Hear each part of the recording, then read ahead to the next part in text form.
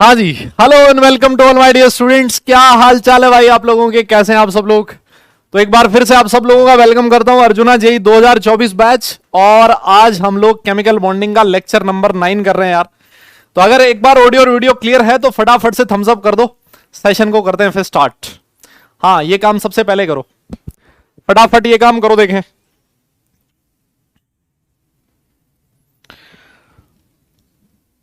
हाँ जी, बहुत बढ़िया। हाँ जी, गुड इवनिंग, गुड इवनिंग, नमस्कार, लव यू, गुड इवनिंग, सब बढ़िया बेटा।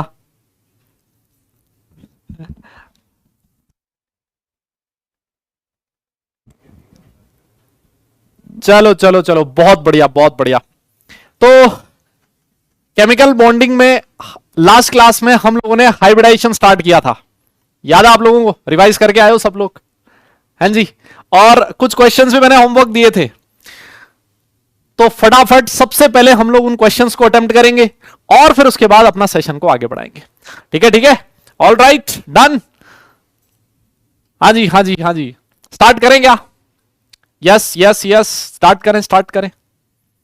बहुत बढ़िया, चलिए जी, आ जाइए बेटा। सबसे पहले आज हम लोग क्या क्या पढ़ने वाले हैं, सबसे पहले मैं आपको आइडिया देता हूं। सबसे पहले जनाब हम लोग होमवर्क डिस्कस करेंगे। ठीक है सर, ये तो हम लोग हर बार करते हैं सर। उसके बाद हाइब्रिडाइजेशन को कंप्लीट करेंगे सर। आज हम लोग पाई बॉन्ड का नामकरण करेंगे। किसका? पाई बॉन्ड का नामकरण करेंगे आज, नॉमेनक्लेचर करेंगे पाई बॉन्ड का।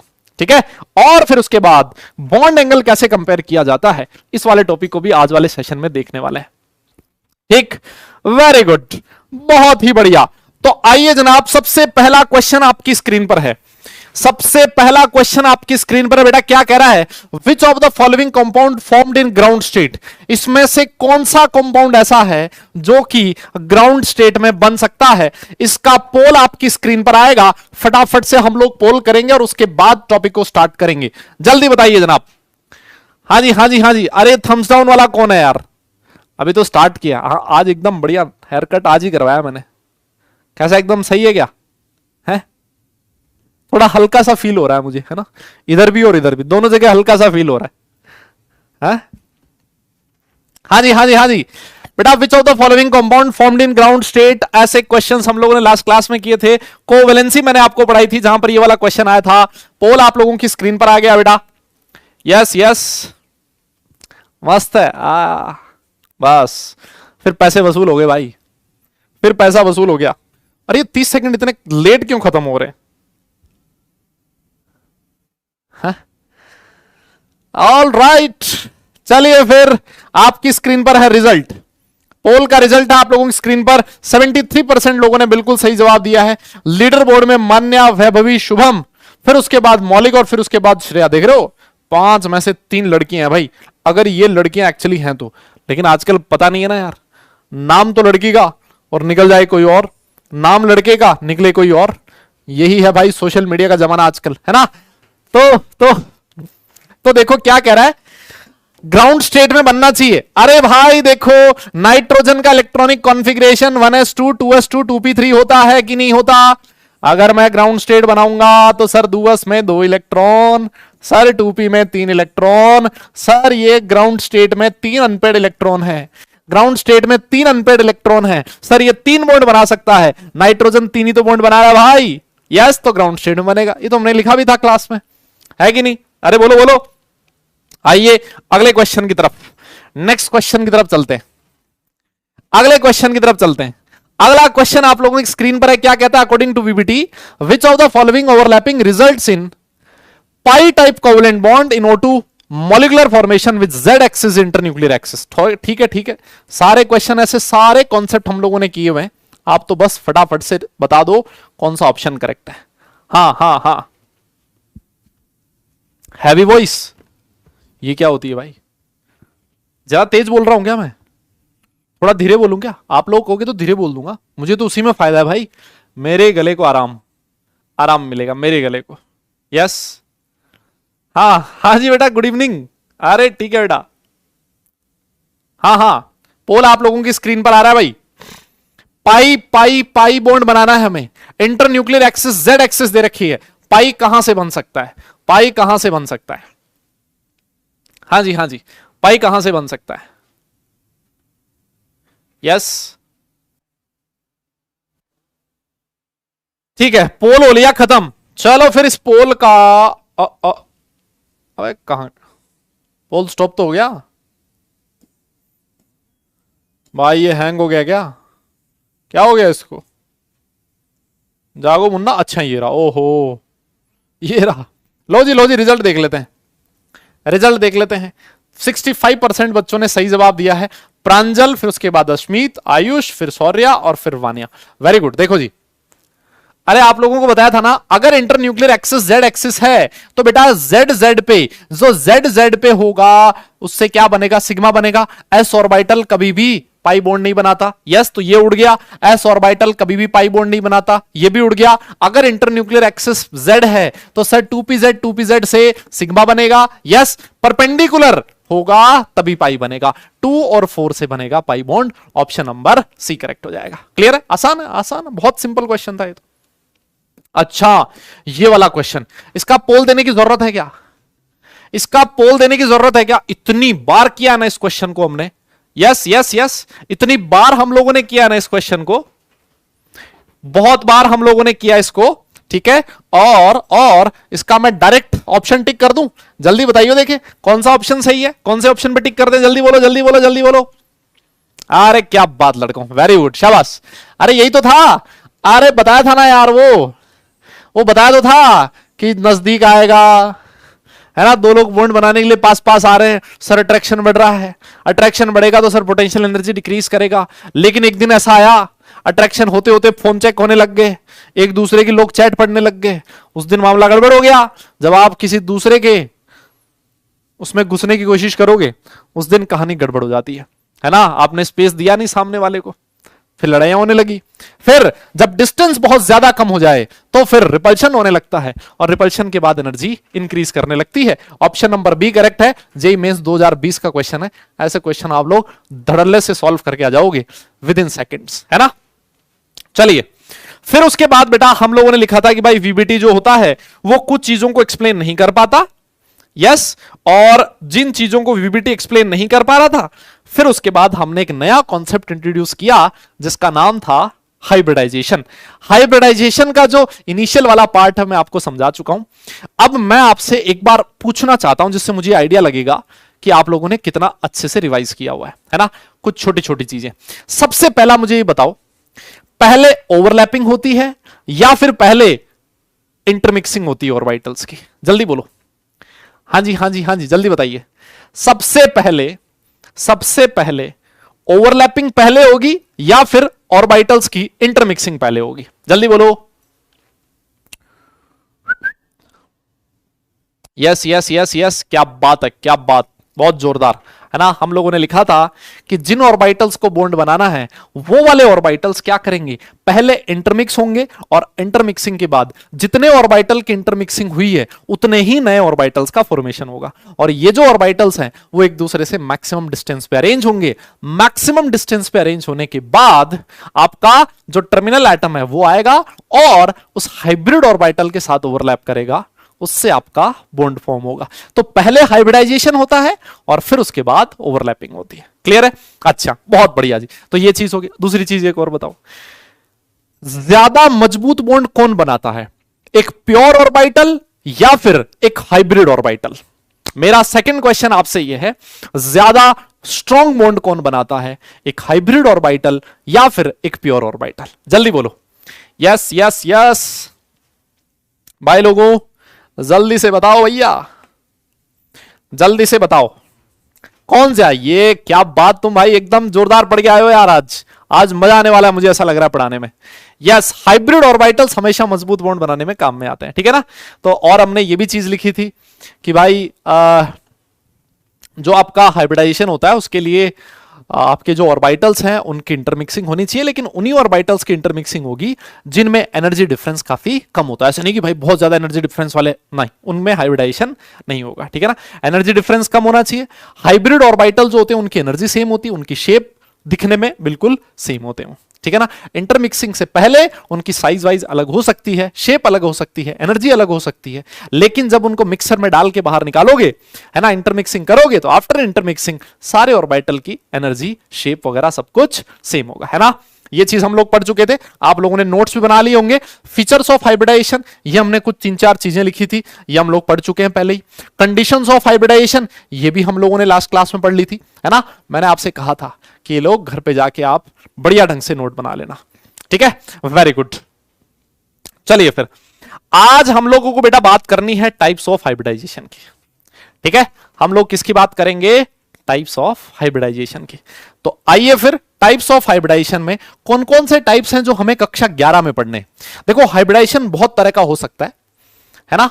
हम लोगों को कौन से हाइब्रिडाइजेशन है जो कक्षा 11 में पढ़ने हैं, मैं आपको लिख देता हूं। देखो सबसे पहले हम लोग पढ़ेंगे हाइब्रिडाइजेशन sp, फिर उसके बाद आएगा जनाब sp2, फिर उसके बाद आएगा sp3, फिर उसके बाद आएगा sp3d, फिर उसके बाद हम लोग लिखेंगे sp3d2, फिर हम लोग लिखेंगे sp3d3, ठीक है ना। ये हाइब्रिडाइजेशन के टाइप्स हैं जो हम लोगों को कक्षा 11 में पढ़ने हैं, ठीक है। कुछ हाइब्रिडाइजेशन हम लोग कक्षा 12 में भी पढ़ेंगे। आप में से बहुत सारे बच्चे ऐसे होंगे जिनको कक्षा 12 में जाने का मौका मिलेगा, ठीक है ना। और जो लोग सफलतापूर्वक कक्षा 12 में चले जाएंगे वो लोग हाइब्रिडाइजेशन में कुछ और चीजें पढ़ेंगे, जैसे कि DSP2, है ना, DSP3, D2SP3, ऐसे, ठीक है। तो ये वो हाइब्रिडाइजेशन के टाइप्स है जो हमें कक्षा 11 में पढ़ने हैं। क्लियर? ठीक है, ठीक है।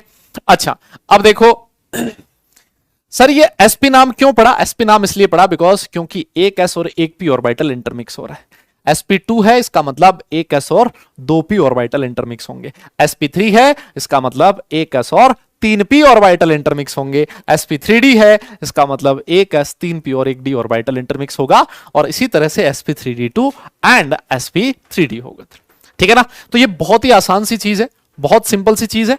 इन सबको हम लोग एक एक देखने वाले हैं। कॉन्सेप्ट सबका सेम रहेगा। शुरू के 2-3 में बहुत डिटेल में समझाऊंगा, फिर जब आप लोग एकदम बढ़िया ढंग से तुम समझदार बन जाओगे फिर हम लोग फटाफट से देख लेंगे, ठीक है ना।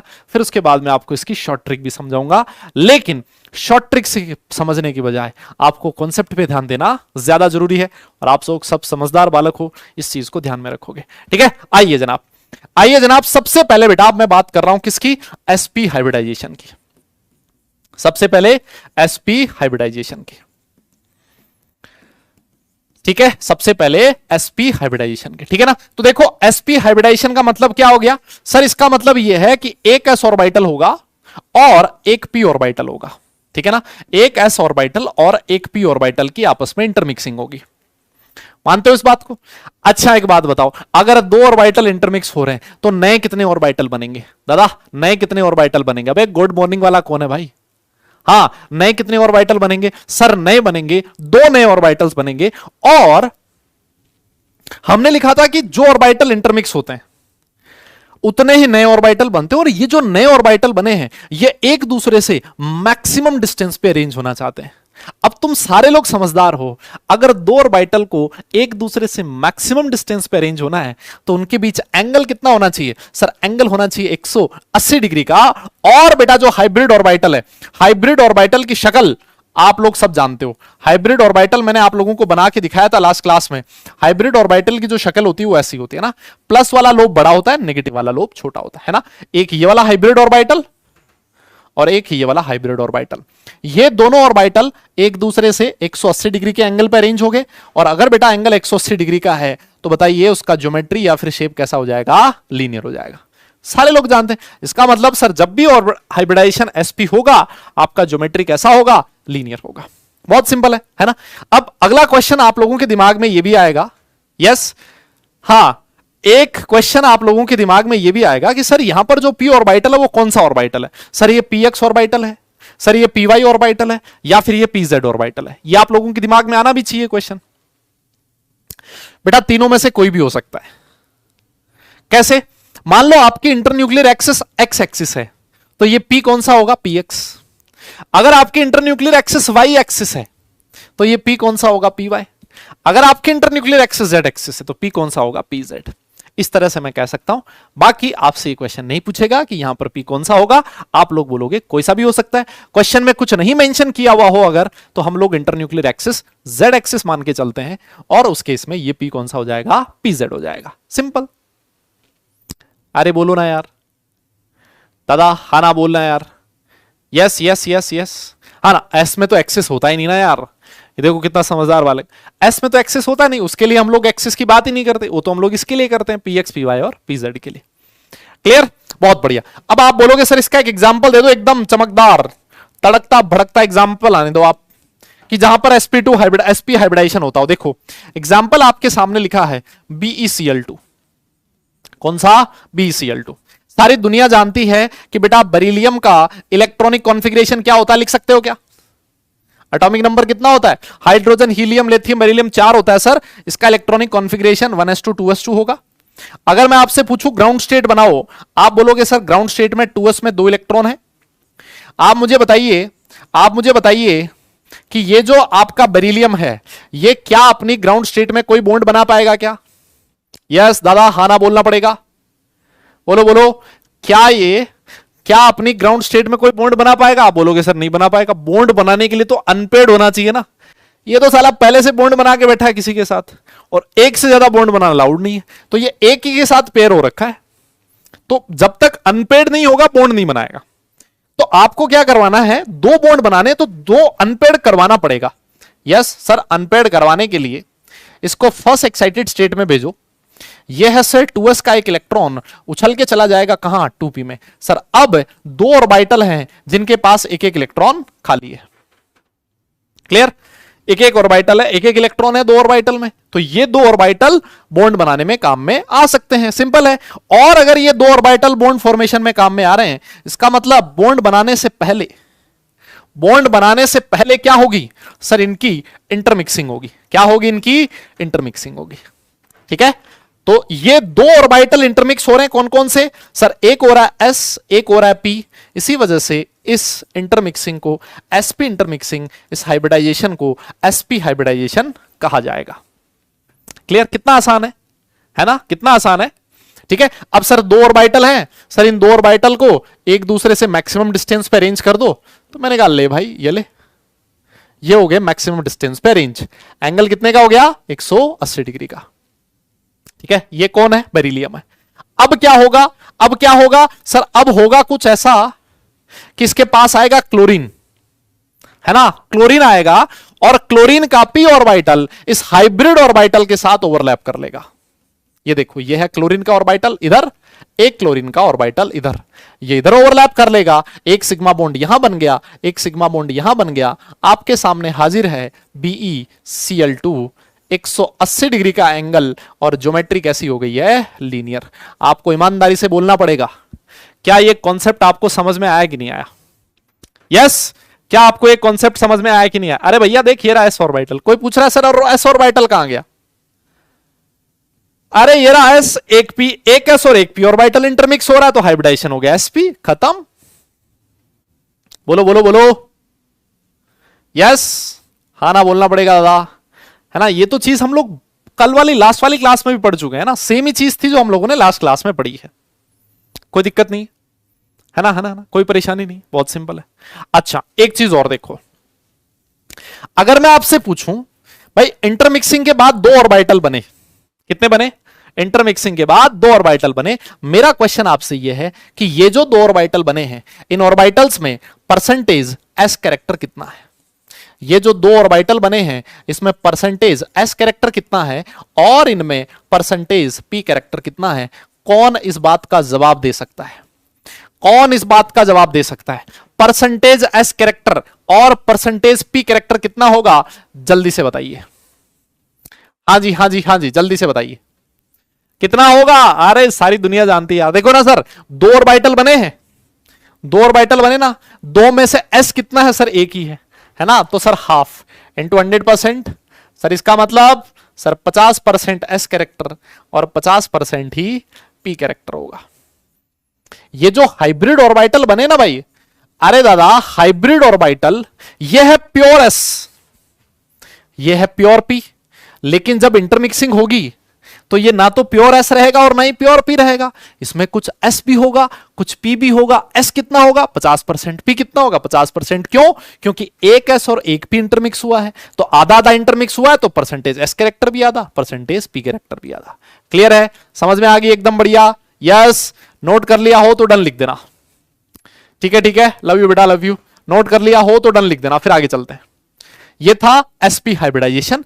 अगला एग्जांपल देते हैं आपको sp2। सब समझ में आएगा, अभी चिंता मत करो, है ना। जब तक समझ नहीं आएगा तब तक छोड़ेंगे नहीं, चिंता मत करो तुम, हर चीज समझ में आएगी। नोट कर लेना बेटा, नोट हो जाए तो डन लिख देना, फिर आगे चलते हैं। नोट हो जाए ना तो फिर लिख देना बेटा डन, आगे चलते हैं फिर। डन? क्या बात है भाई, आज बहुत स्पीड है, आज तो एकदम जबरदस्त स्पीड में लग रहे हो तुम। आज मुझे लग रहा है तुम हाइब्रिडाइजेशन खत्म करवा के छोड़ोगे। आओ फिर आगे चलते हैं, आओ फिर आगे चलते हैं और अगले हाइब्रिडाइजेशन की बात करते हैं, जिसका नाम है sp2 हाइब्रिडाइजेशन। ठीक है, कौन सा? sp2 hybridisation. आइए देखो, अगर मैं लिखा है sp2 तो तुम समझदार हो सारे लोग, है ना। सर एक s ऑर्बिटल होगा और दो p ऑर्बिटल होंगे ना, तो मान लेते हैं दो p ऑर्बिटल है। अब टोटल कितने ऑर्बिटल हो गए? सर टोटल हो गए 3 ऑर्बिटल, है ना। और 3 ऑर्बिटल की इंटरमिक्सिंग हुई है, तो आप सब लोग जानते हो कि सर 3 ही नए ऑर्बिटल बनेंगे। और 3 नए ऑर्बिटल एक दूसरे से अगर मैक्सिमम डिस्टेंस पे अरेंज हो रहे हैं, तो तुम खुद बता दो उनके बीच एंगल कितना होना चाहिए।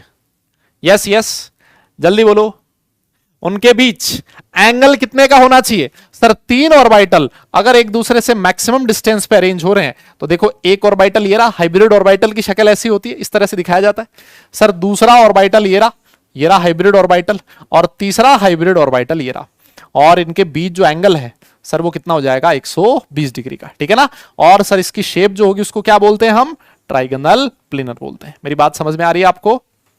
बोलिए बोलिए, ट्राइगोनल प्लेनर बोलते हैं। ठीक है, अब वापस से अगला क्वेश्चन आपके दिमाग में यही आएगा, सर एक बात बताओ, ये दो p ऑर्बिटल कौन से हैं? x y z में से? बेटा कोई भी हो सकते हैं, है ना। अगर ये px py लोगे तो ये कौन से प्लेन में होगा? xy प्लेन में। अगर यहां py pz लोगे तो ये कौन सा प्लेन होगा? yz plane. और अगर मान लो यहां px pz लोगे तो ये हो जाएगा xz प्लेन, है ना। तो इनमें से कोई भी हो सकता है, डिपेंड करेगा कि जो आपका मॉलिक्यूल है वो कौन से प्लेन में। xy प्लेन में है वो तभी पॉसिबल है जब px और py हो। क्लियर? बात समझ गए ना इस बात को? दादा आना बोलना पड़ेगा। ये कौन है भाई रॉन्ग डायग्राम वाला है?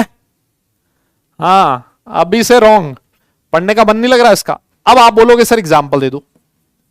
देखो यार, सारे एग्जाम्पल में ना एक ही चीज होगी, बिल्कुल सेम ही चीज होगी सब में। आओ देखो, ये चीज हम लोग पढ़ चुके हैं, वापस बार बार क्या ही पढ़ना इसका, है ना।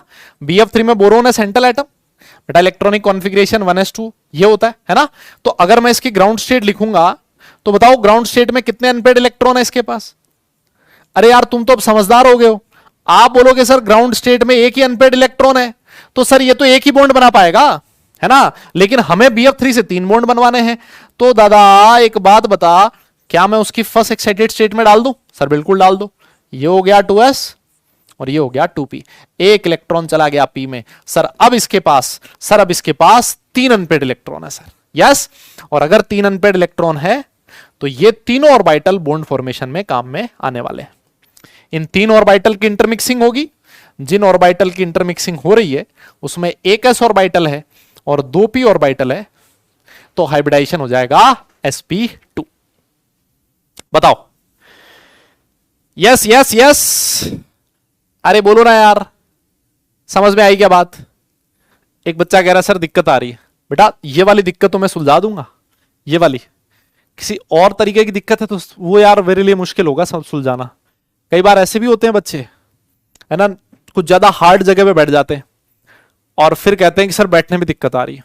भाई बैठने में दिक्कत तो आएगी, पहले 2 घंटे क्लास हो चुकी है एक, है ना, और अब ये दूसरी क्लास है ना। अब उस दिक्कत को तो मैं तो सॉल्व कर नहीं पाऊंगा, उसको तुम ही सॉल्व कर पाओगे ना यार। दुनिया में दिक्कत कई सारी हैं, इसको मैं समझा सकता हूं, इसको मैं समेट सकता हूं, है ना, लेकिन बाकी दिक्कत सॉल्व करवाना मेरे लिए थोड़ा सा मुश्किल होगा, है ना। हाँ आओ इधर आओ। अब देखो, आपने कहा सर 3 हाइब्रिड ऑर्बिटल बनाओ, मैंने कहा ले भाई तीन हाइब्रिड ऑर्बिटल बना दिए मैंने, एक हाइब्रिड ऑर्बिटल ये रहा प्लस माइनस, एक हाइब्रिड ऑर्बिटल ये रहा प्लस माइनस, और एक हाइब्रिड ऑर्बिटल ये रहा प्लस माइनस। ठीक है, एंगल कितने का? 120 डिग्री का। सर ये तीन किसके हैं ऑर्बिटल? बेटा जी फ्लोरीन के हैं। ठीक है, सॉरी बोरोन के हैं। अब इसके साथ होगी क्या?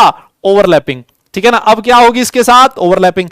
अरे भाई ओवरलैपिंग किसकी होगी? फ्लोरीन वाले ऑर्बिटल की। सिंपल है, तो फ्लोरीन आएगा यहां पर और चुपके से, है ना, चुपके से इसके साथ सिग्मा बॉन्ड बना लेगा। इधर से आएगा और चुपके से इसके साथ सिग्मा बॉन्ड बना लेगा। देख रहे हो तुम, है ना, एक सिग्मा बॉन्ड यहां बन गया फ्लोरीन के साथ, और एक सिग्मा बॉन्ड यहां बन जाएगा, है ना। तो 100 बातों की एक बात, वापस हर बार यही हो रहा है बेटा, हर बार यही हो रहा है कि पहले इंटरमिक्सिंग होती है ऑर्बिटल्स की, फिर उसके बाद ओवरलैपिंग होती है ना। तो ये देखो BF3 बन गया आपका, BF3 आपके सामने हाजिर है। बॉन्ड एंगल 120 डिग्री का। अब कितनी बार पढ़ा है यार, अब तक तो तुम्हें याद हो जाना चाहिए था। और सर इसका ज्योमेट्री हो जाएगा ट्राइगोनल प्लेनर। भाई हाँ ना बोलना पड़ेगा तुम्हें। क्लियर है क्या मेरी बात? Yes yes yes yes. बेटा डायग्राम गलत नहीं है, सही है डायग्राम। देखो प्लस के साथ माइनस, इस प्लस का माइनस ये रहा, इस प्लस का माइनस ये रहा। ठीक है ठीक है ठीक है। भाई ये मेरी शादी की इतनी चर्चा क्यों हो रही है भाई? हैं?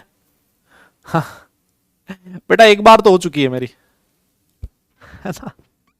अब देखो, हाँ अब देखो बेटा, ये जो sp2 में आपने जो हाइब्रिड ऑर्बिटल है, जो हाइब्रिड ऑर्बिटल है, अगर मैं तुमसे पूछूं कि एक बात बताओ उसमें परसेंटेज एस कैरेक्टर कितना होगा, तो आप बोलोगे सर देखो टोटल 3 ऑर्बिटल इंटरमिक्स हुए हैं, है ना, टोटल 3 ऑर्बिटल इंटरमिक्स हुए, उसमें से एक एस है, तो सर इसका मतलब 1/3 इंटू 100%।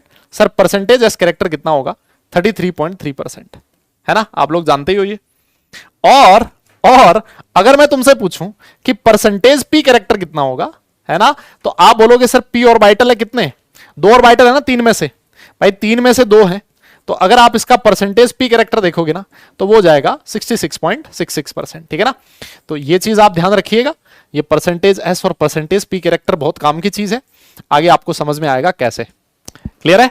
अगर आप लोगों ने नोट कर लिया हो तो डन लिख देना, फिर हम लोग आगे चलेंगे। ठीक है जी, अगर आप लोगों ने नोट कर लिया हो तो बेटा डन लिखना, फिर हम लोग आगे चलेंगे। Clear clear? हाँ हाँ हाँ, फटाफट नोट करो नोट करो।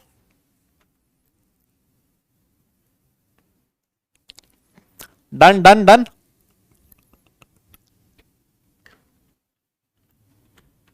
चलिए जी, तो अब देखो बेटा, अब मैं ये वापस फूल पत्ती नहीं बनाऊंगा, ठीक है ना। अब हर बार फूल पत्ती नहीं बनेगी यार, 3 तो बन गई, ऐसे 5-6 बनानी पड़ेगी ना, फालतू का टाइम वेस्ट होगा, और ना ही हमसे फूल पत्ती बनवाने को बोलेगा। अब हमें कॉन्सेप्ट तो समझ आ ही चुका है ना दादा, हाँ ना बोलना। अभी हमें कॉन्सेप्ट तो समझ आ ही चुका है ना, कोई टेंशन है नहीं। तो आइए फिर अब बिना फूल पत्ती बनाए फटाफट कर लेते हैं। इसके बाद हम लोग बात करते हैं किसकी? sp3 हाइब्रिडाइजेशन की। ठीक है ना, इसके बाद किसकी बात होगी? sp3 हाइब्रिडाइजेशन की। देखो जी, sp3 हाइब्रिडाइजेशन की। क्लियर? आओ देखो, इसका मतलब सर sp3 है बोले तो एक s और आज तीनों p ऑर्बिटल आपस में इंटरमिक्स हो जाएंगे। ठीक है ना, टोटल कितने नए ऑर्बिटल बनेंगे? 4, और 4 नए ऑर्बिटल एक दूसरे से मैक्सिमम डिस्टेंस पे अरेंज होना है अगर, तो बेटा अब मैं यही बना रहा हूं ऐसे, इस तरह से, इसी तरह से बना रहा हूं। 4 ऑर्बिटल्स को अगर एक दूसरे से मैक्सिमम डिस्टेंस पे अरेंज होना है तो सर बॉन्ड एंगल कितना हो जाएगा? 109.28 हो जाएगा, और आपका जो ज्योमेट्री होगा वो किस तरह का हो जाएगा? टेट्राहेड्रल। आप लोग जानते ही हो ये सारी चीज, है ना, ये सारी चीज हम लोग पढ़ चुके हैं, वीसीपीआर थ्योरी हम लोग पढ़ के आए हैं, तो अब हमारे लिए बहुत आसान हो गया ये सारा कॉन्सेप्ट समझना, है ना। अरे बोलो ना, अब हमारे लिए बहुत ही आसान हो गया ये सब कुछ समझना। आइए इसका एक एग्जाम्पल देख लेते हैं। आओ फिर एग्जाम्पल ले लेते हैं बेटा। CH4 सेंट्रल एटम कार्बन है, इलेक्ट्रॉनिक कॉन्फ़िगरेशन सारी दुनिया जानती है, ठीक। मैं फटाफट से ग्राउंड स्टेट बना देता हूं। ग्राउंड स्टेट में 2s में 2 इलेक्ट्रॉन और 2p में 2 इलेक्ट्रॉन। सर ये ग्राउंड स्टेट में 2 ही बॉन्ड बना पाएगा, इसलिए क्या करो आप इसकी फर्स्ट एक्साइटेड स्टेट लिख दो। भाई लोगों साथ साथ नोट कर रहे हो ना आप लोग? लो सर, अब ये टोटल 4 बॉन्ड बना पाएगा। 4 बॉन्ड बनाने में ये सर ऑर्बिटल यूज कर रहा है, एक तो s और 3p, और ये चारों ऑर्बिटल सर पहले इंटरमिक्स होंगे बॉन्ड बनाने से पहले, और हाइब्रिडाइजेशन का टाइप क्या हो जाएगा, sp3 हो जाएगा। अब तुम समझ गए हो, क्लियर, हाइब्रिडाइजेशन हो गया sp3। हलवा है हलवा, समझ में आ ही रहा होगा तुम्हें, अरे बोलो, है ना, अच्छे से समझने का देखो यही फायदा होता है, ठीक है। अब ये चैप्टर मक्खन हो जाएगा आपके लिए, 109.28 डिग्री, और एंगल कितना हो जाएगा, सॉरी इस ज्योमेट्री को क्या बोलोगे आप, टेट्राहेड्रल, ठीक है। और जो आपके हाइब्रिड ऑर्बिटल्स हैं, अगर मैं आपसे पूछूं कि बेटा बताइयो परसेंटेज एस कैरेक्टर कितना है, तो आप पता है क्या बोलोगे, सर टोटल ऑर्बिटल कितने हैं, 4, एस है बेचारा अकेला, तो सर एस कैरेक्टर कितना हो जाएगा, 25%, ठीक है। और अगर मैं तुमसे पूछूं कि दादा परसेंटेज पी कैरेक्टर बता, तो आप बोलोगे सर 4 ऑर्बिटल में से 3 पी है, इसका मतलब ये हो जाएगा 75%, क्लियर है। तो ये फटाफट से नोट कर लो, अब सारा सब कुछ ऐसे ही चलेगा, है ना, इसमें जितना भी ये हाइब्रिडाइजेशन का कॉन्सेप्ट है बिल्कुल इसी तरह से चलेगा, बहुत आसान तरीके से, है ना। बताइए समझ में आ गया, नोट कर लियो बेटा, और अगर नोट हो जाए तो डन लिख देना, फिर आगे चलेंगे।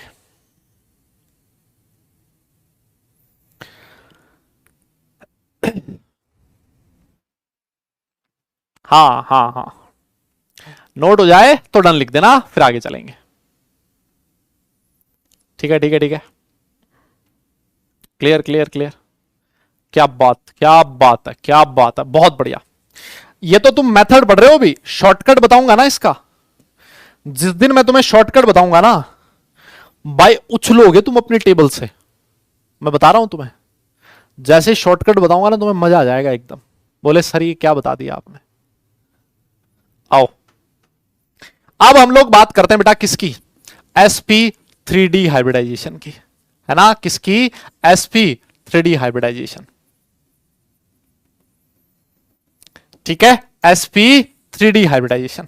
आइए sp3d, इसका मतलब सर एक s ऑर्बिटल, सर तीनों के तीनों p डाल दो, और सर एक जो ऑर्बिटल होगा वो होगा आपका d, है ना। सर टोटल 5 ऑर्बिटल है, सर 5 ऑर्बिटल की इंटरमिक्सिंग होगी, है ना, और पांचों के 5 ऑर्बिटल इंटरमिक्स होने के बाद एक दूसरे से मैक्सिमम डिस्टेंस पे अरेंज होंगे, और वो मैक्सिमम डिस्टेंस पे अरेंज कुछ इस तरह से होंगे, कुछ इस तरह से होंगे, ये है बेटा सेंट्रल एटम, ये एक ऑर्बिटल ये रहा, एक ये रहा, एक ये रहा, ये 3 ऑर्बिटल प्रेजेंट होंगे किसमें, एक ही प्लेन में, जिनके बीच एंगल कितना होना चाहिए, 120 डिग्री का, ठीक है। और सर जो 2 ऑर्बिटल है, एक ऑर्बिटल प्लेन से बाहर, एक ऑर्बिटल प्लेन के अंदर, ठीक है, और ये जो एंगल होगा सर ये एंगल होगा 90 डिग्री का। और ऐसी जो ज्योमेट्री होती है सर, हम लोगों ने ऐसी ज्योमेट्री को ट्राइगोनल बाइपिरामिडल कहा था, याद है आप लोगों को, अरे भाई भूल गए हो क्या, ऐसा सुना सुना लग रहा है कि सुना सुना लग रहा है, यस, सुना सुना कि सुना सुना, अरे याद है, ओके। और देखो सर ये वाले जो 2 ऑर्बिटल है ना सर, इन ऑर्बिटल्स को हम लोग कहते थे, ये जो बॉन्ड्स हैं सर इनको हम लोग कहते थे एक्सियल बॉन्ड्स, जिनको ए से दिखाया जाता था, यस।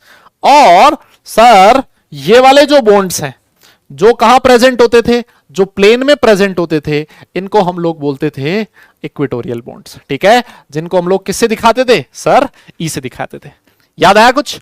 और मुझे एक बात बताइए, ए और ई बॉन्ड लेंथ अगर मैं तुमसे पूछूं, बॉन्ड लेंथ अगर तुमसे पूछें तो किसकी ज्यादा है, आप बोलोगे सर एक्सियल बॉन्ड जो है वो इक्वेटोरियल बॉन्ड से लंबा होगा, क्लियर है। ये सारी चीज हम लोग पढ़ चुके हैं, अब तो इसका डायरेक्ट बनता है क्या, एग्जाम्पल देना।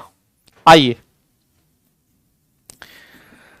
एग्जाम्पल में देखो, लिखो PCl5, फॉस्फोरस है सेंट्रल एटम, है ना, इलेक्ट्रॉनिक कॉन्फ़िगरेशन लिख लोगे तुम लोग, सर ये होगा 3s2 3p3।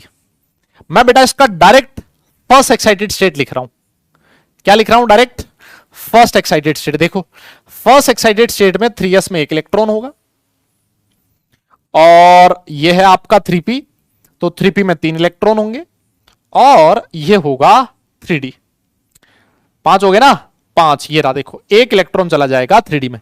तो इंटरमिक्सिंग किस किस की हुई बताओ, इंटरमिक्सिंग किस किस की हुई बेटा, एक s 3p और 1d की, है ना। इसी वजह से हाइब्रिडाइजेशन का टाइप क्या हो जाएगा, sp3d। बताओ, खत्म। अरे बोलो, ये हो गया 5 ऑर्बिटल बेटा बॉन्ड फॉर्मेशन में काम में आ रहे हैं, और जो ऑर्बिटल बॉन्ड फॉर्मेशन में काम में आ रहा है, जो ऑर्बिटल बॉन्ड फॉर्मेशन में काम में आ रहा है, वही ऑर्बिटल्स की आपस में इंटरमिक्सिंग होगी। तो ये 5 ऑर्बिटल इंटरमिक्स होंगे, आपका हाइब्रिडाइजेशन हो जाएगा sp3। क्लियर क्लियर क्लियर, ठीक है ठीक है। तो ये आपका बन गया बेटा PCl5। एक Cl ये रहा, है ना, एक Cl ये रहा, एक Cl ये रहा, ये तो है 3 Cl एक ही प्लेन में, एक प्लेन से बाहर, एक प्लेन के अंदर। ठीक है, कोई दिक्कत नहीं है बेटा। 72 कहां से आ गया? अरे भाई क्या खा के आए हो आज? कुछ गलत चीज खा ली थी क्या? है, कहां से आ गया भाई? 120 होगा ना यार ना। अबे वो तो पेंटागनल बाई पिरामिडल में होता है 72 तो, है ना। और ये वाला एंगल कितना होगा सर? 90 डिग्री का।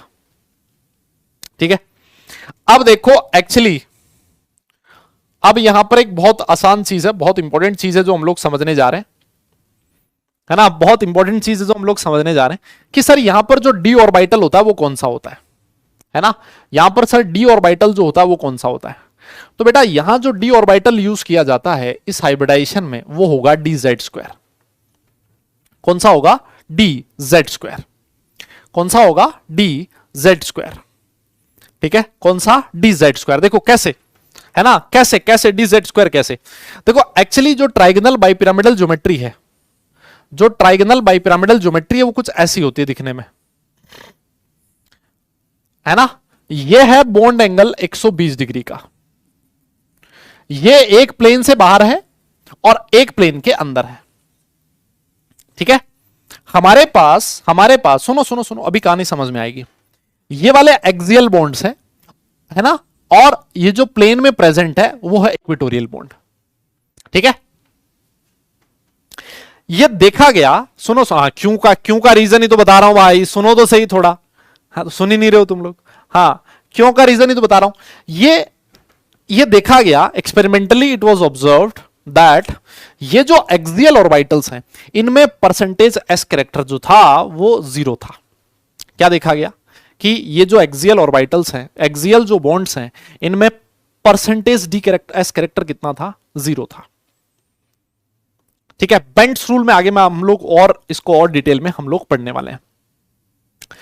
तो जब ये जो दो ऑर्बिटल्स हैं, ये जो दो ऑर्बिटल्स हैं एक्सियल वाले, अगर इनमें परसेंटेज एस कैरेक्टर 0 है ना, आपको याद है मैंने आप लोगों को एक ज्योमेट्री सिखाई थी PCl3F2, याद है ये वाला? इसका हम लोगों ने स्ट्रक्चर बनाया था। मैंने आपसे एक चीज कही थी कि जो हाईली इलेक्ट्रोनेगेटिव एलिमेंट होता है, याद है, जो हाईली इलेक्ट्रोनेगेटिव एलिमेंट होता है वो हमेशा कौन सी पोजीशन पे आता था? अरे इसको याद है क्या? जो हाईली इलेक्ट्रोनेगेटिव एलिमेंट था बेटा वो कौन सी पोजीशन पे आता था? एक्सियल पोजीशन पे आता था। याद है आप लोगों को?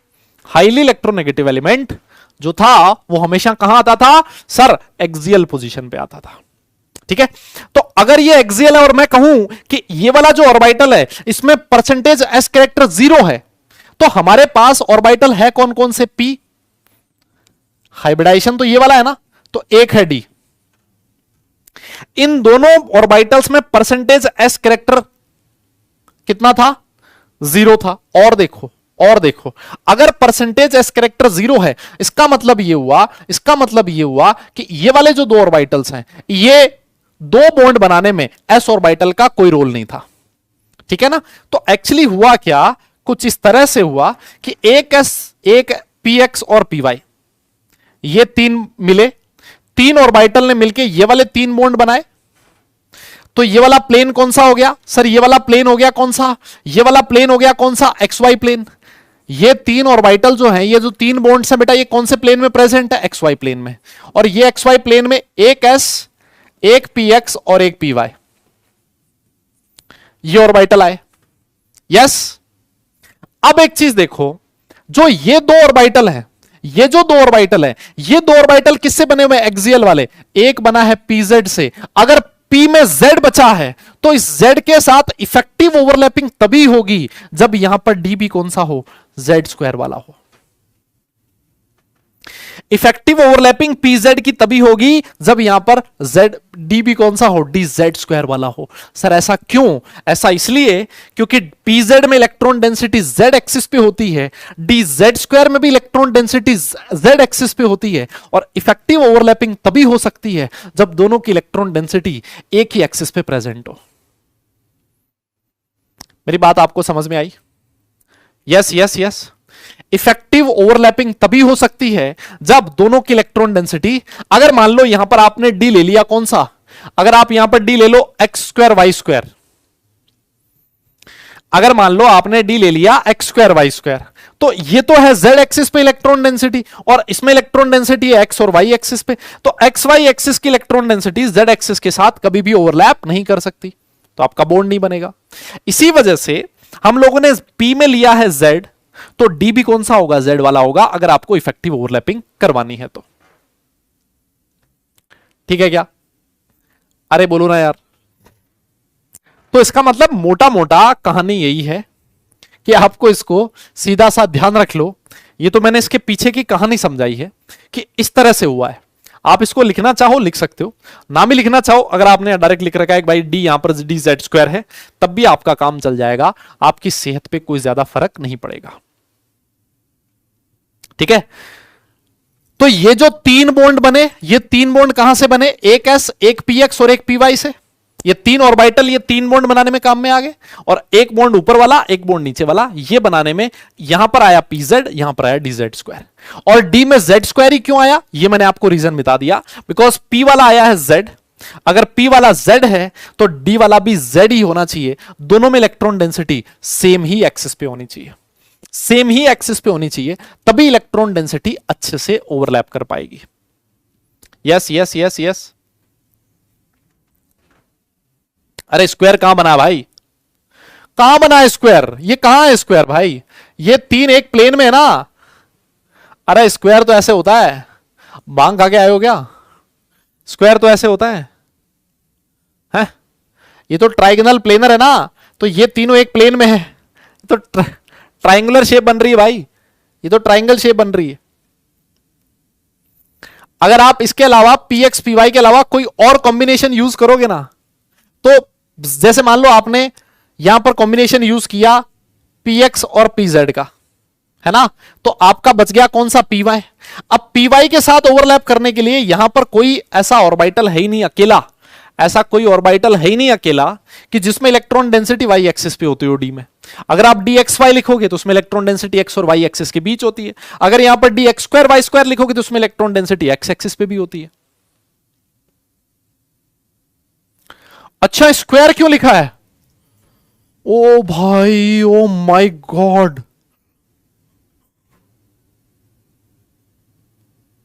ये डाउट है क्या तुम्हारा?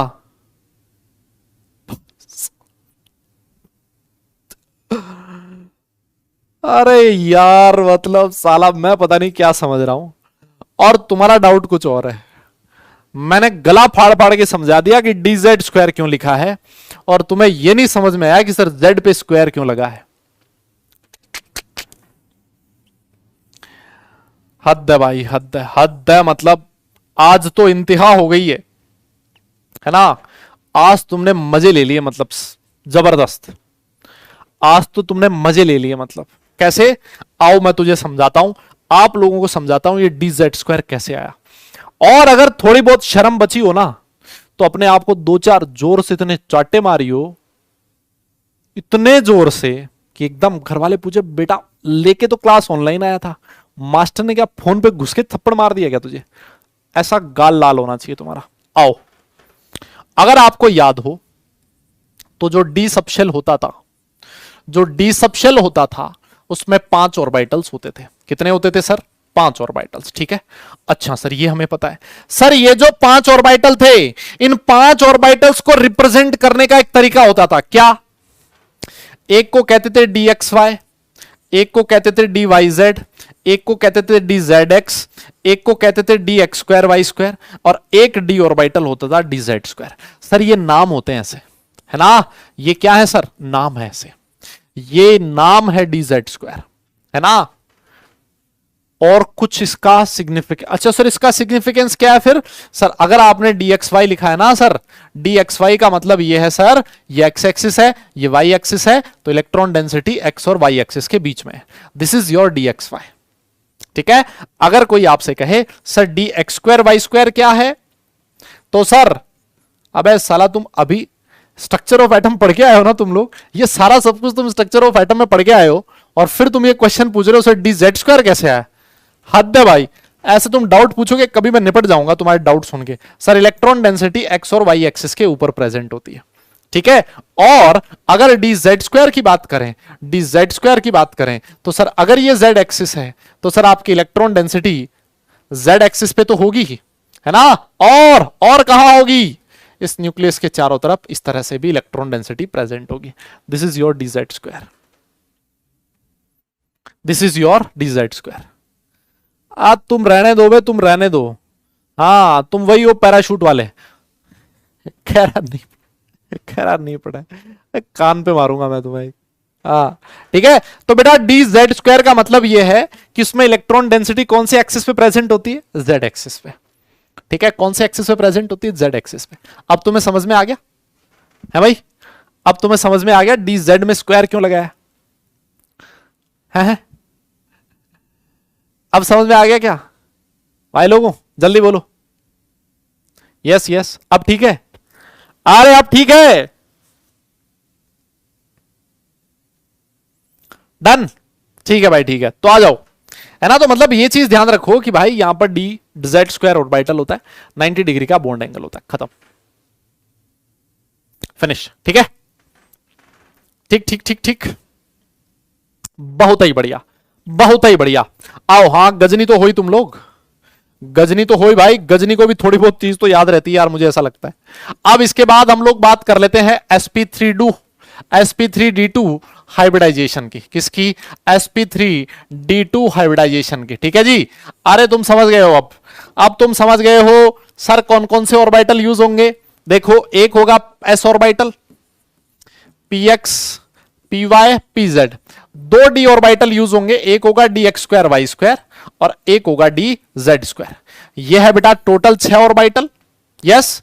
और अगर टोटल 6 ऑर्बिटल एक दूसरे से मैक्सिमम डिस्टेंस पे अरेंज होंगे तो कुछ इस तरह से अरेंज होंगे। बताओ ज्योमेट्री कैसी बनेगी, जल्दी बोलो, कैसी बनाऊं ज्योमेट्री, है भाई, अरे कैसी बनेगी।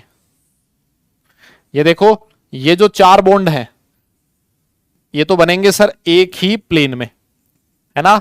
ये 4 बॉन्ड तो बन गए एक ही प्लेन में, एक बनेगा सर प्लेन से ऊपर, एक होगा प्लेन के नीचे, ठीक है ना।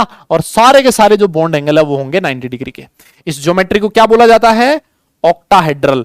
अरे ये सब कुछ तुमने पढ़ा हुआ है यार, या फिर इसको और क्या कह सकते हो सर, स्क्वायर बाई पिरामिडल भी कह सकते हैं,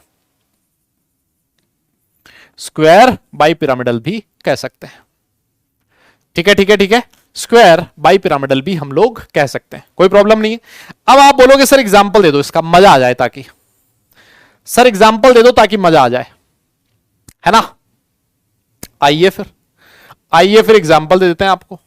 जैसे मैंने एग्जांपल लिखा है SF6, अबे पढ़ाई कर लो यार, अभी आज बहुत सारी चीज पढ़नी है हमें, हाँ बहुत सारी चीजें पढ़नी है। अबे परसेंटेज तो निकाल सकते हो ना यार, अब वो भी मैं SP2 SP3 वो परसेंटेज काफी है, इसके अलावा परसेंटेज नहीं पूछा जाता, ठीक है ना। SP2 SP3 ये चीज ध्यान रखनी है, बाकी की तुम्हें टेंशन लेने की जरूरत नहीं है परसेंटेज की। और वैसे मान लो अगर किसी को जबरदस्ती पूछना भी होगा ना, तो तुम लोग परसेंटेज निकाल नहीं सकते क्या, है भाई, अबे निकाल लोगे ना यार परसेंटेज। आओ आओ आओ, सल्फर के पास जाओ और इसके कान में जाके बोलो, सल्फर तेरा इलेक्ट्रॉनिक कॉन्फ़िगरेशन बता। ये जोर से चिल्लाएगा, 1s2 2s2 2p6 3s2 3p4। अब एक बात बताओ, अगर सल्फर को 6 बॉन्ड बनाने हैं तो ये कौन सी एक्साइटेड स्टेट में 6 बॉन्ड बनाएगा, जल्दी बोलो जल्दी बोलो जल्दी बोलो भाई। अगर सल्फर को 6 बॉन्ड बनाने हैं तो ये कौन सी एक्साइटेड स्टेट में 6 बॉन्ड बनाएगा, जल्दी से बता दो फटाफट।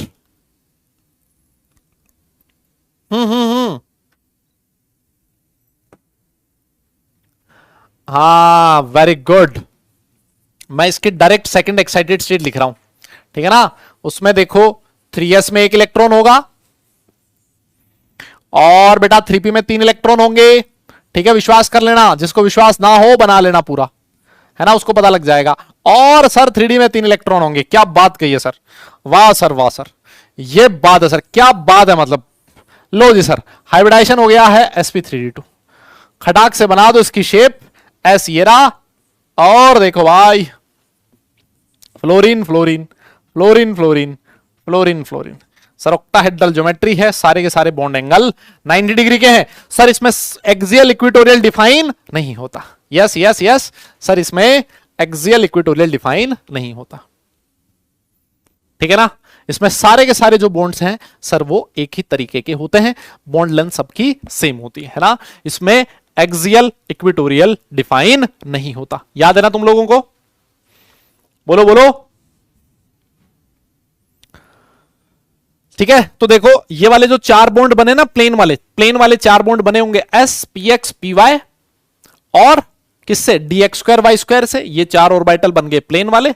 और जो 2 बॉन्ड बने ऊपर और नीचे वाले वो आपके pz और dz स्क्वायर, तो क्योंकि दोनों प्लेन से ऊपर और नीचे की तरफ है। क्लियर, ऑल राइट बेटा, अगर नोट कर लिया है तो डन लिखो, फिर आगे चलते हैं, लास्ट हाइब्रिडाइजेशन की बात करते हैं, फिर आपको शॉर्ट ट्रिक समझाएंगे इसकी, है ना, फिर हम लोग इसकी शॉर्ट ट्रिक समझाएंगे। लो लो फटाफट से करो, नोट कर लिया हो तो डन लिखना, फिर आगे चलते हैं लास्ट।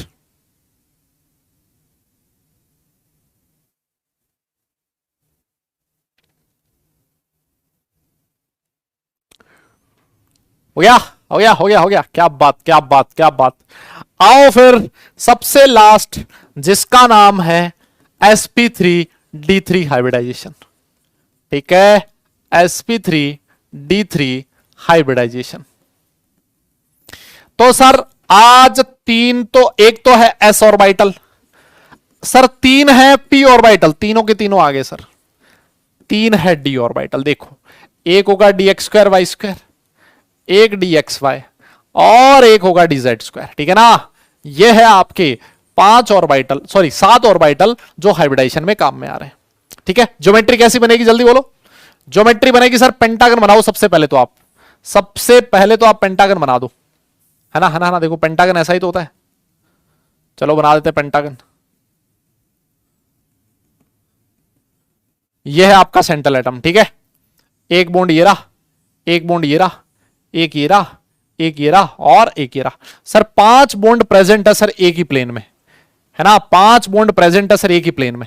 बताइए एंगल कितना, सर एंगल होगा 72 डिग्री का। सर एक बॉन्ड है प्लेन से ऊपर, एक बॉन्ड है प्लेन से नीचे, सर ये वाला एंगल कितना, 90 डिग्री का। सर इस ज्योमेट्री को क्या कहते हैं, पेंटागनल, पेंटागनल बाइपिरामिडल कहते हैं, ठीक है, पेंटागनल बाइपिरामिडल कह सकते हैं। और सर ये वाला एंगल इन दोनों के बीच अगर बनाना हो तो 180 डिग्री का हो जाएगा। क्लियर, बोलो, पेंटागनल बाइपिरामिडल, बहुत आसान है यार, बहुत सिंपल।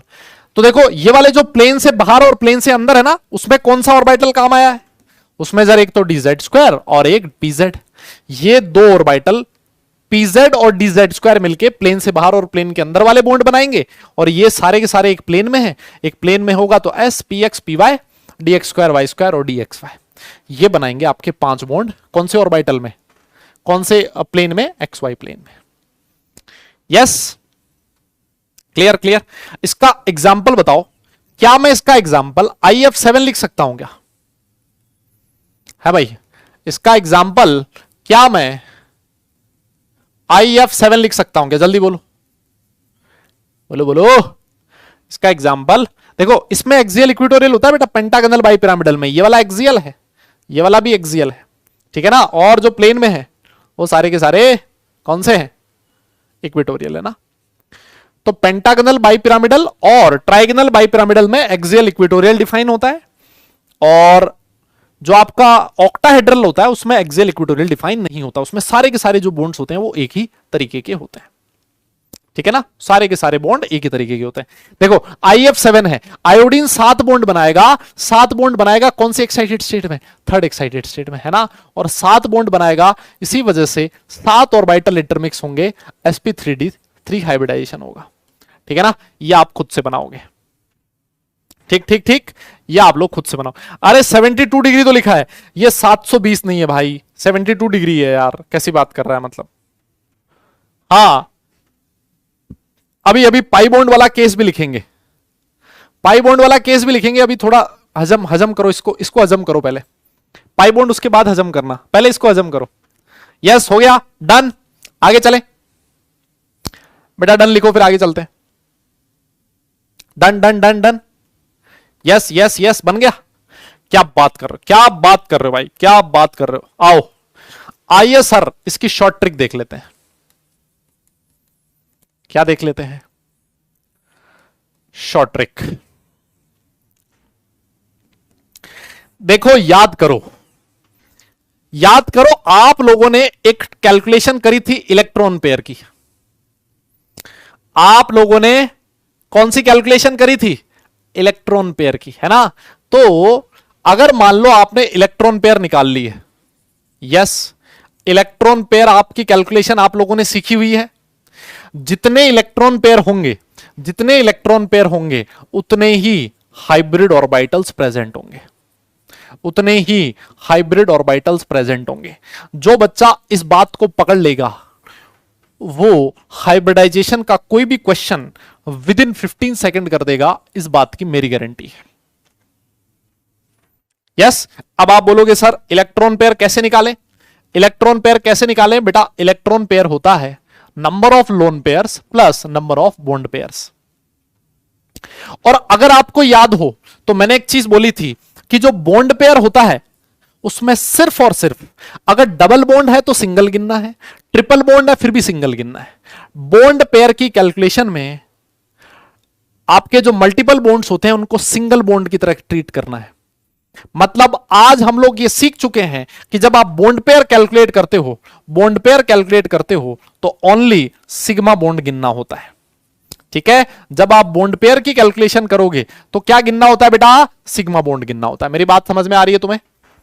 यस यस यस, सिर्फ और सिर्फ कौन सा बॉन्ड गिनना है, सिग्मा बॉन्ड गिनना है जब आप बॉन्ड पेयर की कैलकुलेशन करते हो। मेरे पास बहुत सारे बच्चों ने डाउट पूछा कि सर जो NO3 होता है, NO3 minus, sir NO3 minus की जो शक्ल होती है सर वो ऐसी होती है। यस, ये होता है NO3 माइनस।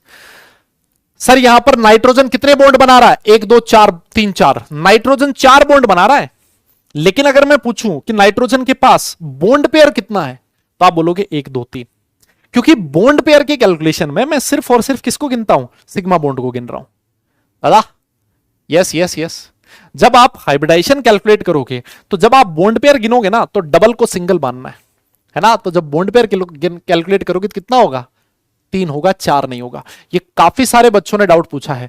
हो सकता है आप में से भी कोई ऐसा बच्चा हो जो ये कहे कि सर जो आपने TUVS वाला मेथड बताया था उसमें तो 4 बॉन्ड बना रहा नाइट्रोजन, बिल्कुल 4 बॉन्ड बना रहा बेटा, लेकिन 4 में से एक पाई बॉन्ड है और पाई बॉन्ड को यहां पर बॉन्ड पेयर की कैलकुलेशन में इंक्लूड नहीं करना है, बॉन्ड पेयर की कैलकुलेशन में इंक्लूड नहीं करना है।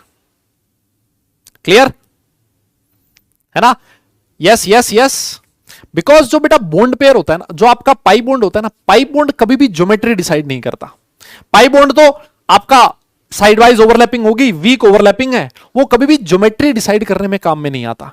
इसी वजह से हम लोग कभी भी पाई बॉन्ड को बॉन्ड पेयर की कैलकुलेशन में इंक्लूड नहीं करते। ठीक है, समझ में आई मेरी बात।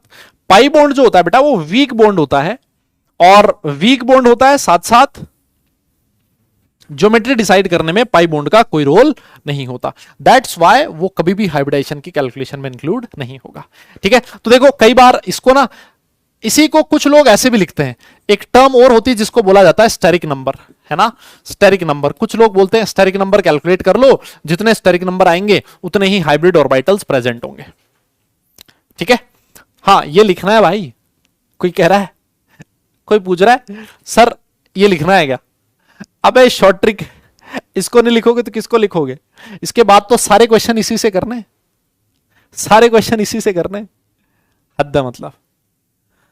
हाँ अबे लिखना है ये, और लिख लेना चाहिए था अभी तक, है ना। स्टेरिक हिंड्रेंस नहीं, स्टेरिक नंबर है दादा। आओ अब धमा चौकड़ी मचाएं, है भाई, अब निपटाएं सबको, हाइब्रिडाइजेशन कैलकुलेट करें खटाखट।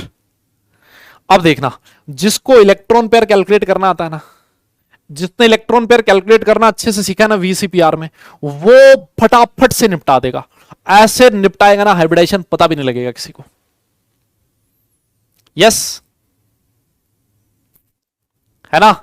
और जिसको कैलकुलेशन नहीं आती इलेक्ट्रॉन पेयर की, वो देखेगा सर नहीं समझ आया, सर कुछ भी नहीं समझ में आ रहा। कहां से आएगा, पीछे बता चुका हूं, वहां तो तुमने पढ़ा नहीं था, है ना। आओ आओ जल्दी से आओ, चलो स्टार्ट करते हैं।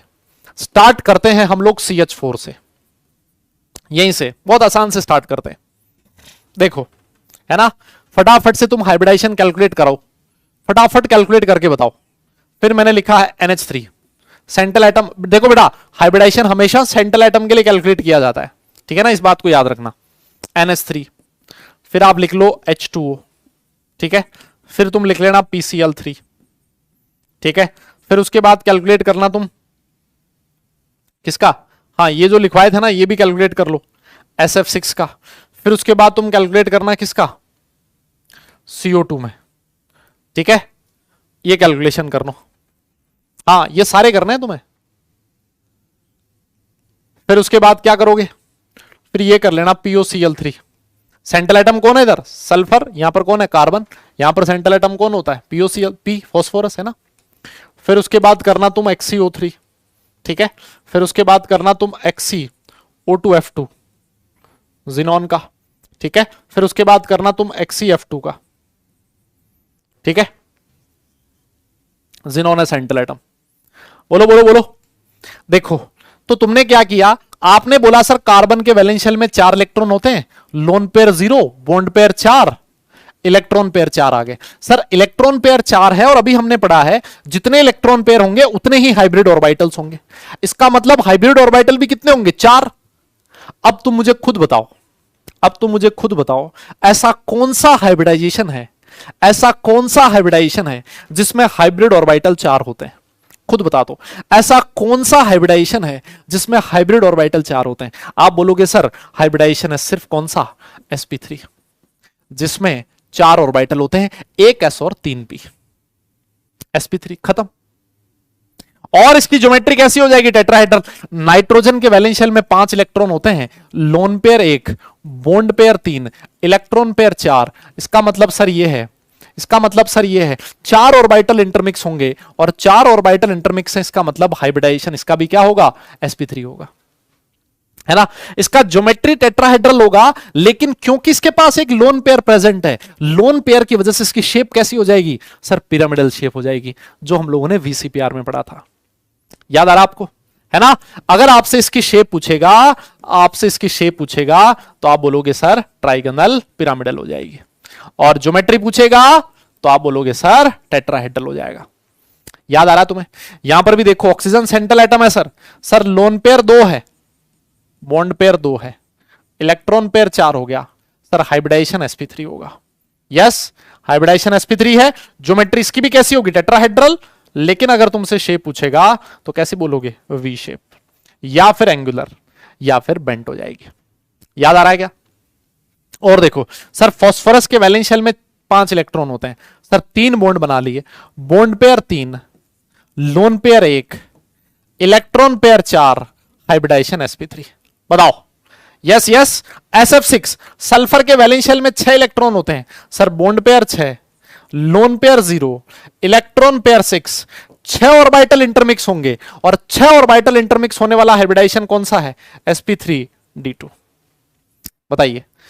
कार्बन वैलेंस शेल में बेटा 4 इलेक्ट्रॉन होते हैं, चारों के चारों बॉन्ड फॉर्मेशन में काम में आ गए, loan pair 0, sir bond pair 2 ही होंगे, क्योंकि हमें पाई बॉन्ड नहीं गिनना सर, सिग्मा बॉन्ड गिनना है सिर्फ। सर इलेक्ट्रॉन पेयर 2 है, सर 2 ऑर्बिटल इंटरमिक्स होंगे, 2 ऑर्बिटल इंटरमिक्स होने वाला हाइब्रिडाइजेशन कौन सा है, sp है। शेप कैसी हो जाएगी, लीनियर हो जाएगी। देखो ये सिग्मा, ये सिग्मा। पाई बॉन्ड को कभी भी हाइब्रिडाइजेशन की कैलकुलेशन में इंक्लूड नहीं करना है, खत्म।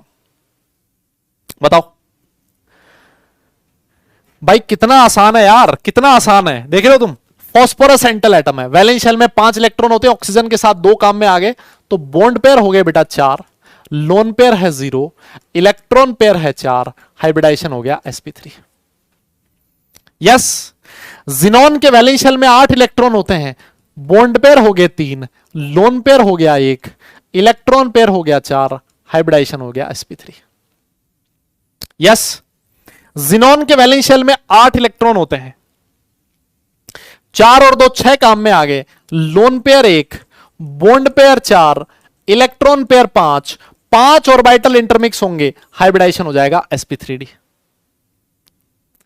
अरे कुछ समझ भी पा रहे हो क्या है भाई? अरे कुछ समझ भी पा रहे हो क्या, ऐसे लिख रहे हो? और देखो XCF2, जिनॉन के वैलेंस शेल में 8 इलेक्ट्रॉन होते हैं, है ना, 8 में से 2 बॉन्ड बनाने में काम में आ गए, bond pair 2, lone pair 3, electron pair 5, hybridization हो जाएगा sp3d। लेकिन क्योंकि 3 लोन पेयर हैं तो हम लोगों ने लिखा था सर लोन पेयर हमेशा कहां आता है, सर इक्विटोरियल पोजीशन पे आता है, इस वजह से इसका जो शेप होगा सर, शेप कैसा हो जाएगा, लीनियर हो जाएगा। याद आ रहा ना तुम्हें? अरे कुछ कुछ याद आ रहा होगा, बोलो बोलो बोलो।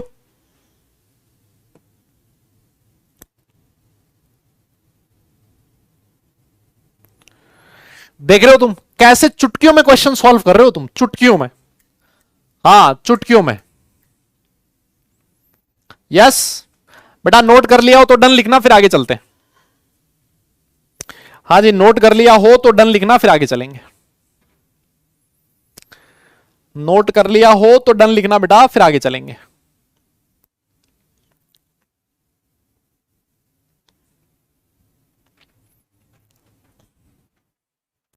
डन डन डन, क्या बात, कुछ और क्वेश्चंस करते हैं, आओ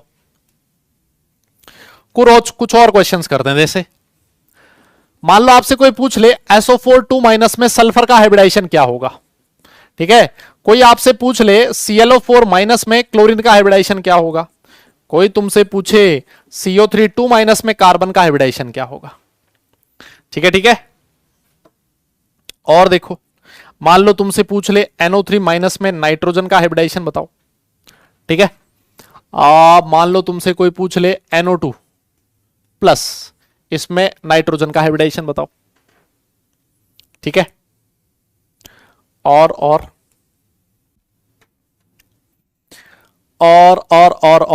किसका निकालोगे, NH4 प्लस लिख लो, है ना, इसमें नाइट्रोजन का हाइब्रिडाइजेशन पूछ ले। यस यस, हुआ क्या, हुआ क्या, हो गया हो गया हो गया। यस यस बेटा, सल्फर के वैलेंस शेल में 6 इलेक्ट्रॉन होते हैं, तो sir lone pair 0, bond pair 4, electron pair 4, sir 4 orbital intermix होंगे, हाइब्रिडाइजेशन sp3 हो जाएगा। यस, इधर आइए, क्लोरीन के वैलेंस शेल में 7 इलेक्ट्रॉन होते हैं, माइनस आते 8 हो गया sir, lone pair 0, bond pair 4, electron pair 4, hybridization sp3। Carbon के वैलेंस शेल में 4 इलेक्ट्रॉन होते हैं, lone pair 0, bond pair 3, electron pair 3, hybridization sp2। देख रहे हो तुम कैसे हो रहे हैं फटाफट से, अरे बोलो ना यार। नाइट्रोजन यहां पर क्या होगा बेटा, loan pair 0, sir bond pair है 3, इलेक्ट्रॉन पेयर है 3, सर हाइब्रिडाइजेशन है sp2। बताओ, बताइए। इधर आइए, नाइट्रोजन के वैलेंस शेल में बेटा कितने इलेक्ट्रॉन होते हैं, सर इलेक्ट्रॉन होते हैं 5, प्लस आते ही 4 आ गया, sir lone pair 0, bond pair 2, electron pair 2, hybridization हो जाएगा सर sp। लीनियर होता है भैया, ये लीनियर होता है, कैसा होता है, लीनियर होता है। बोलो, नाइट्रोजन के वैलेंस शेल में 5, lone pair 0, bond pair 4, electron pair 4, hybridization sp3। ऐसे ऐसे होते हैं चुटकियों में, चुटकियों में क्वेश्चन। बताओ जी, क्या जी आपको समझ में आया क्या जी, बेटा मजा आया कि नहीं आया है भाई? अरे बोलो, मजा आया कि नहीं आया? फील आई, फील ऐसे कि हाँ मैं हाइब्रिडाइजेशन तो एकदम खड़ाक से कर दूंगा मैं, कोई सा भी क्वेश्चन आए, किसी तरह का क्वेश्चन आए, है ना। और जब आप उधर जाओगे ना, ऑर्गेनिक केमिस्ट्री पढ़ोगे, तब तुम्हें इस ट्रिक की अहमियत समझ में आएगी। क्लियर है?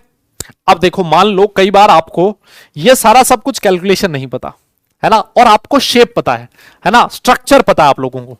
तो मान लो स्ट्रक्चर दे रखी है, हाइब्रिडाइजेशन फ्रॉम स्ट्रक्चर, है ना, आपको क्या दे रखा है बेटा, स्ट्रक्चर दे रखा है और तुमसे हाइब्रिडाइजेशन पूछा है। सुनियो सुनियो सुनियो, स्ट्रक्चर देके अगर हाइब्रिडाइजेशन पूछ लेना फिर तो और आसान काम हो जाएगा, है ना सर, तो और आसान हो गया सर। कैसे, जैसे मान लो मैं तुम्हें कहूं H3PO4 में फॉस्फोरस का हाइब्रिडाइजेशन क्या है, आप बोलोगे सर मुझे इसकी स्ट्रक्चर आती है, मुझे पता है कि फॉस्फोरस इस तरह का बनता है। सर फॉस्फोरस की स्ट्रक्चर इस तरह की होती है ना, मान लो ये पता आप लोगों को, हाँ ये सब कुछ लिखना है बेटा। अब अगर आपको स्ट्रक्चर पता है ना, आप बोलोगे सर फॉस्फोरस के वैलेंस शेल में 5 इलेक्ट्रॉन होते हैं। सर इसने देखो पांचों के पांचों ही बॉन्ड फॉर्मेशन में काम में ले रखे हैं, लोन पेयर 0 है। और सर बॉन्ड पेयर में सिर्फ क्या गिनना है, सर बॉन्ड पेयर में सिर्फ सिग्मा बॉन्ड गिनने हैं, तो 1 2 3 4 4 सिग्मा है, इलेक्ट्रॉन पेयर 4 है। सर इसका मतलब इसका हाइब्रिडाइजेशन sp3 हो जाएगा। खत्म हो गया क्वेश्चन। देख रहे हो तुम, मान लो तुम्हारे सामने ये दे रखा है HNO2 दे रखा है और आपको HNO2 का स्ट्रक्चर पता है ना, ये पता है इस तरह से। नाइट्रोजन के वैलेंस शेल में 5 इलेक्ट्रॉन होते हैं, तुम्हें पता है। सर नाइट्रोजन के पास देखो एक लोन पेयर है कि नहीं है, चेक करो। सर एक लोन पेयर है और सर बॉन्ड पेयर कितने हैं, सर 2 बॉन्ड पेयर है। सर इलेक्ट्रॉन पेयर कितने हो जाएंगे, इलेक्ट्रॉन पेयर हो जाएंगे 3। हाइब्रिडाइजेशन क्या हो जाएगा, sp2।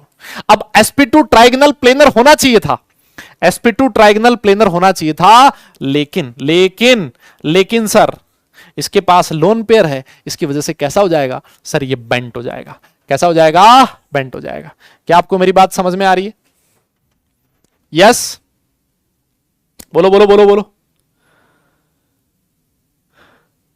है ना। आप बिना स्ट्रक्चर के बना सकते हो, आपकी मर्जी है। ये तो मैं एग्जांपल दे रहा हूं, ये सारा सब कुछ तुम बिना स्ट्रक्चर के बना सकते हो। मैंने तुम्हें तो डायरेक्ट कैलकुलेशन करनी सिखा रखी है ना। जैसे मान लो एक एग्जांपल लिखा है इथेन, है ना। इथेन सारी दुनिया जानती है। इथेन का फॉर्मूला होता है C2H6। C2H6 शक्ल ऐसे होती है दिखने में, इस तरह से। ऑर्गेनिक में आपसे क्वेश्चन पूछा जाएगा कि बताइए ये वाला जो कार्बन है इसका हाइब्रिडाइजेशन क्या है। क्या पूछा जाएगा आपसे, क्वेश्चन ये पूछा जाएगा बेटा किस कार्बन का हाइब्रिडाइजेशन क्या है। आप बोलोगे सर कार्बन ना 4 बॉन्ड बना रहा है और इसके पास कोई लोन पेयर नहीं है, सर इलेक्ट्रॉन पेयर 4 है, इसका मतलब इसका हाइब्रिडाइजेशन sp3 होगा। खत्म। देख रहे हो आप, सर इसका sp3 है ना, तो इस कार्बन का हाइब्रिडाइजेशन भी क्या होगा, sp3 होगा। खत्म हो गया। अरे बोलो, इसमें आपसे सिग्मा और पाई बॉन्ड की कैलकुलेशन भी करवा सकता है कि बताओ इथेन में कितने सिग्मा बॉन्ड है। सिग्मा गिन लोगे 1 2 3 4 5 6 7 ऐसे इस तरह से, है ना सर 7 सिग्मा बॉन्ड है। क्लियर, समझ में आ गई बात? अरे बोलो ना, और देखो नहीं अभी और बताऊंगा मैं तुम्हें। जैसे मान लो एग्जांपल दूं मैं इथीन, किसका एग्जांपल, इथीन का एग्जांपल, है ना। सर इथीन का फॉर्मूला होता है C2H4। यस सर, C2H4 की जो शक्ल होती है ना, ऑर्गेनिक में आप लोग बनाओगे कि सर कार्बन कार्बन के बीच डबल बॉन्ड होता है इस तरह से। यस, है ना। तो सर यहां पर देखो, सर ये जो कार्बन है ना, 1 सिग्मा 2 सिग्मा 3 सिग्मा बना रहा है सर। इसके पास सर लोन पेयर तो है 0 और सर बॉन्ड पेयर है 3। इसके पास सर इलेक्ट्रॉन पेयर है 3। इस वजह से इसका हाइब्रिडाइजेशन क्या हो जाएगा, sp2, है ना। और अगर sp2 आ गया तो सर इसमें बॉन्ड एंगल कितने का होगा, 120 डिग्री का। मानते हो? और यहां पर हाइब्रिडाइजेशन sp3 है, इसका मतलब बॉन्ड एंगल कितना होगा, 109.28 डिग्री का। मेरी बात तुम्हें समझ में आ रही है? Yes yes yes. और अगर बेटा इसका sp2 है ना, तो इस कार्बन का भी क्या होगा, sp2 होगा। समझ में आ रही?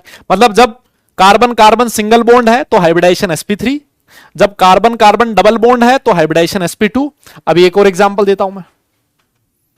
यस यस, एक और एग्जांपल देते हैं। जैसे मान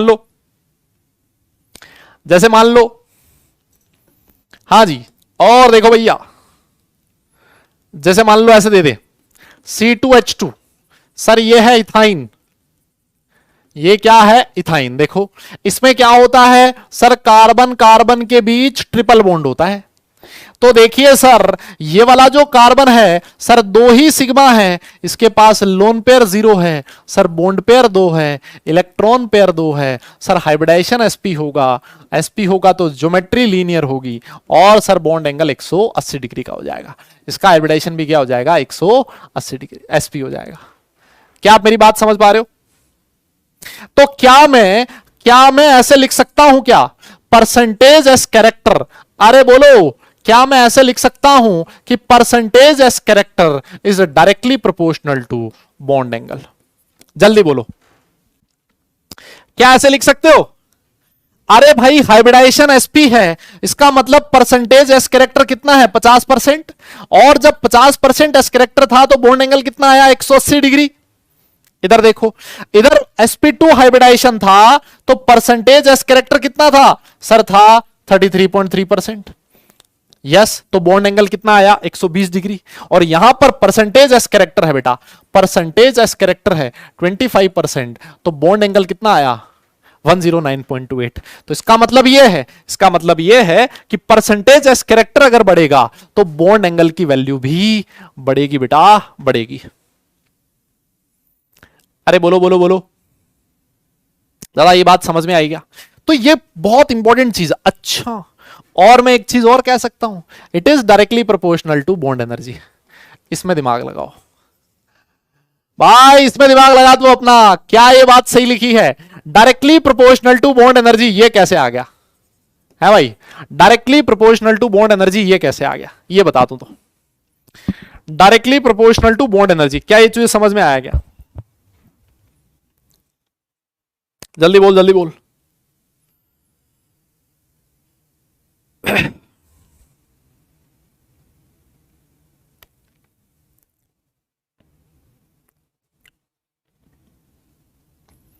यस, अरे भाई सिंपल सी बात है ना, ये देख, परसेंटेज एस कैरेक्टर इसमें सबसे ज्यादा था ना। जब कार्बन ट्रिपल बॉन्ड बना रहा था, तो परसेंटेज एस कैरेक्टर सबसे ज्यादा था। और जब कार्बन डबल बॉन्ड बना रहा था तो परसेंटेज एस कैरेक्टर और कम था। जब कार्बन सिंगल बॉन्ड बना रहा तो परसेंटेज एस कैरेक्टर सबसे कम था। सिंगल बॉन्ड जो होता है वो वीक होता है, डबल बॉन्ड उससे ज्यादा स्ट्रॉन्ग होता है, और ट्रिपल बॉन्ड उससे भी ज्यादा स्ट्रॉन्ग होता है। तो ट्रिपल बॉन्ड कब है, जब परसेंटेज एस कैरेक्टर 50% है। तो मैं ऐसे भी लिख सकता हूं कि परसेंटेज एस कैरेक्टर जितना ज्यादा होगा, बॉन्ड एनर्जी उतनी ज्यादा होगी, वो जो बॉन्ड होगा उतना ही मजबूत होगा। बताइए क्या ऐसे लिखा जा सकता है? और इसमें एक चीज आप और भी ऐड कर सकते हो, it is inversely proportional to bond length. इसको आप ऐसे भी लिख सकते हो, सिंपल है ना। अरे भाई अगर बॉन्ड एनर्जी ज्यादा तो बॉन्ड लेंथ तो ऑब्वियस है कम होगी। हाँ, बॉन्ड मल्टीप्लिसिटी बोल सकते हो, बॉन्ड ऑर्डर भी कह सकते हो, आपकी मर्जी है। बताइए, है ना, है ना, है ना। देखो ये ट्रिपल बॉन्ड है, ट्रिपल बॉन्ड का बॉन्ड ऑर्डर सबसे ज्यादा है, तो इसकी मतलब बॉन्ड लेंथ सबसे कम होगी, है ना। परसेंटेज एस कैरेक्टर सबसे ज्यादा, बॉन्ड लेंथ सबसे कम, तो इसका मतलब परसेंटेज एस कैरेक्टर और बॉन्ड लेंथ जो होगा वो एक दूसरे के इनवर्सली प्रोपोर्शनल होगा। समझना पड़ेगा ये बात आपको। क्या ये बात सही है? हाँ जी, क्या ये बात सही है? हाँ ना में जवाब देना पड़ेगा। क्या आपको ये चीज क्लियर हुई? हाइब्रिडाइजेशन, अगर मान लो कोई रात को 3 बजे भी, अगर रात को 3 बजे भी उठा के तुमसे पूछ ले, रात को 3 बजे भी उठा के अगर तुमसे पूछ ले हाइब्रिडाइजेशन, तो क्या तुम हाइब्रिडाइजेशन का कोई क्वेश्चन गलत करोगे क्या? है भाई, हाइब्रिडाइजेशन का कोई क्वेश्चन गलत करोगे क्या तुम लोग? जल्दी बताओ। और अगर फिर भी तुमने गलत कर दिया तो भाई मतलब फिर तो ये मेरे चीखने चिल्लाने का कोई फायदा नहीं है ना, है ना। प्राउडली बोलो, स्कूल में जाओ और बोलते कि क्या, इधर आप पकड़ पकड़ के समझाओ तुम हाइब्रिडाइजेशन, है ना। किसी को हाइब्रिडाइजेशन नहीं समझा, बोले इधर हाइब्रिडाइजेशन समझाता हूं तुझे, ये देख ऐसे होता है, ऐसे ट्रिक होती है, ऐसे खटाक, है ना। आइए फिर, तो इन पे बेस्ड कुछ क्वेश्चंस हैं, कुछ क्वेश्चंस हैं। अच्छा एक चीज और लिखो, एक चीज और लिख लो, एक चीज और लिख लो नोट में, एक चीज और लिख लो नोट में, कि क्या लिखना है, क्या लिखना है कि पाई बॉन्ड बनाने वाला ऑर्बिटल, बनाने वाला ऑर्बिटल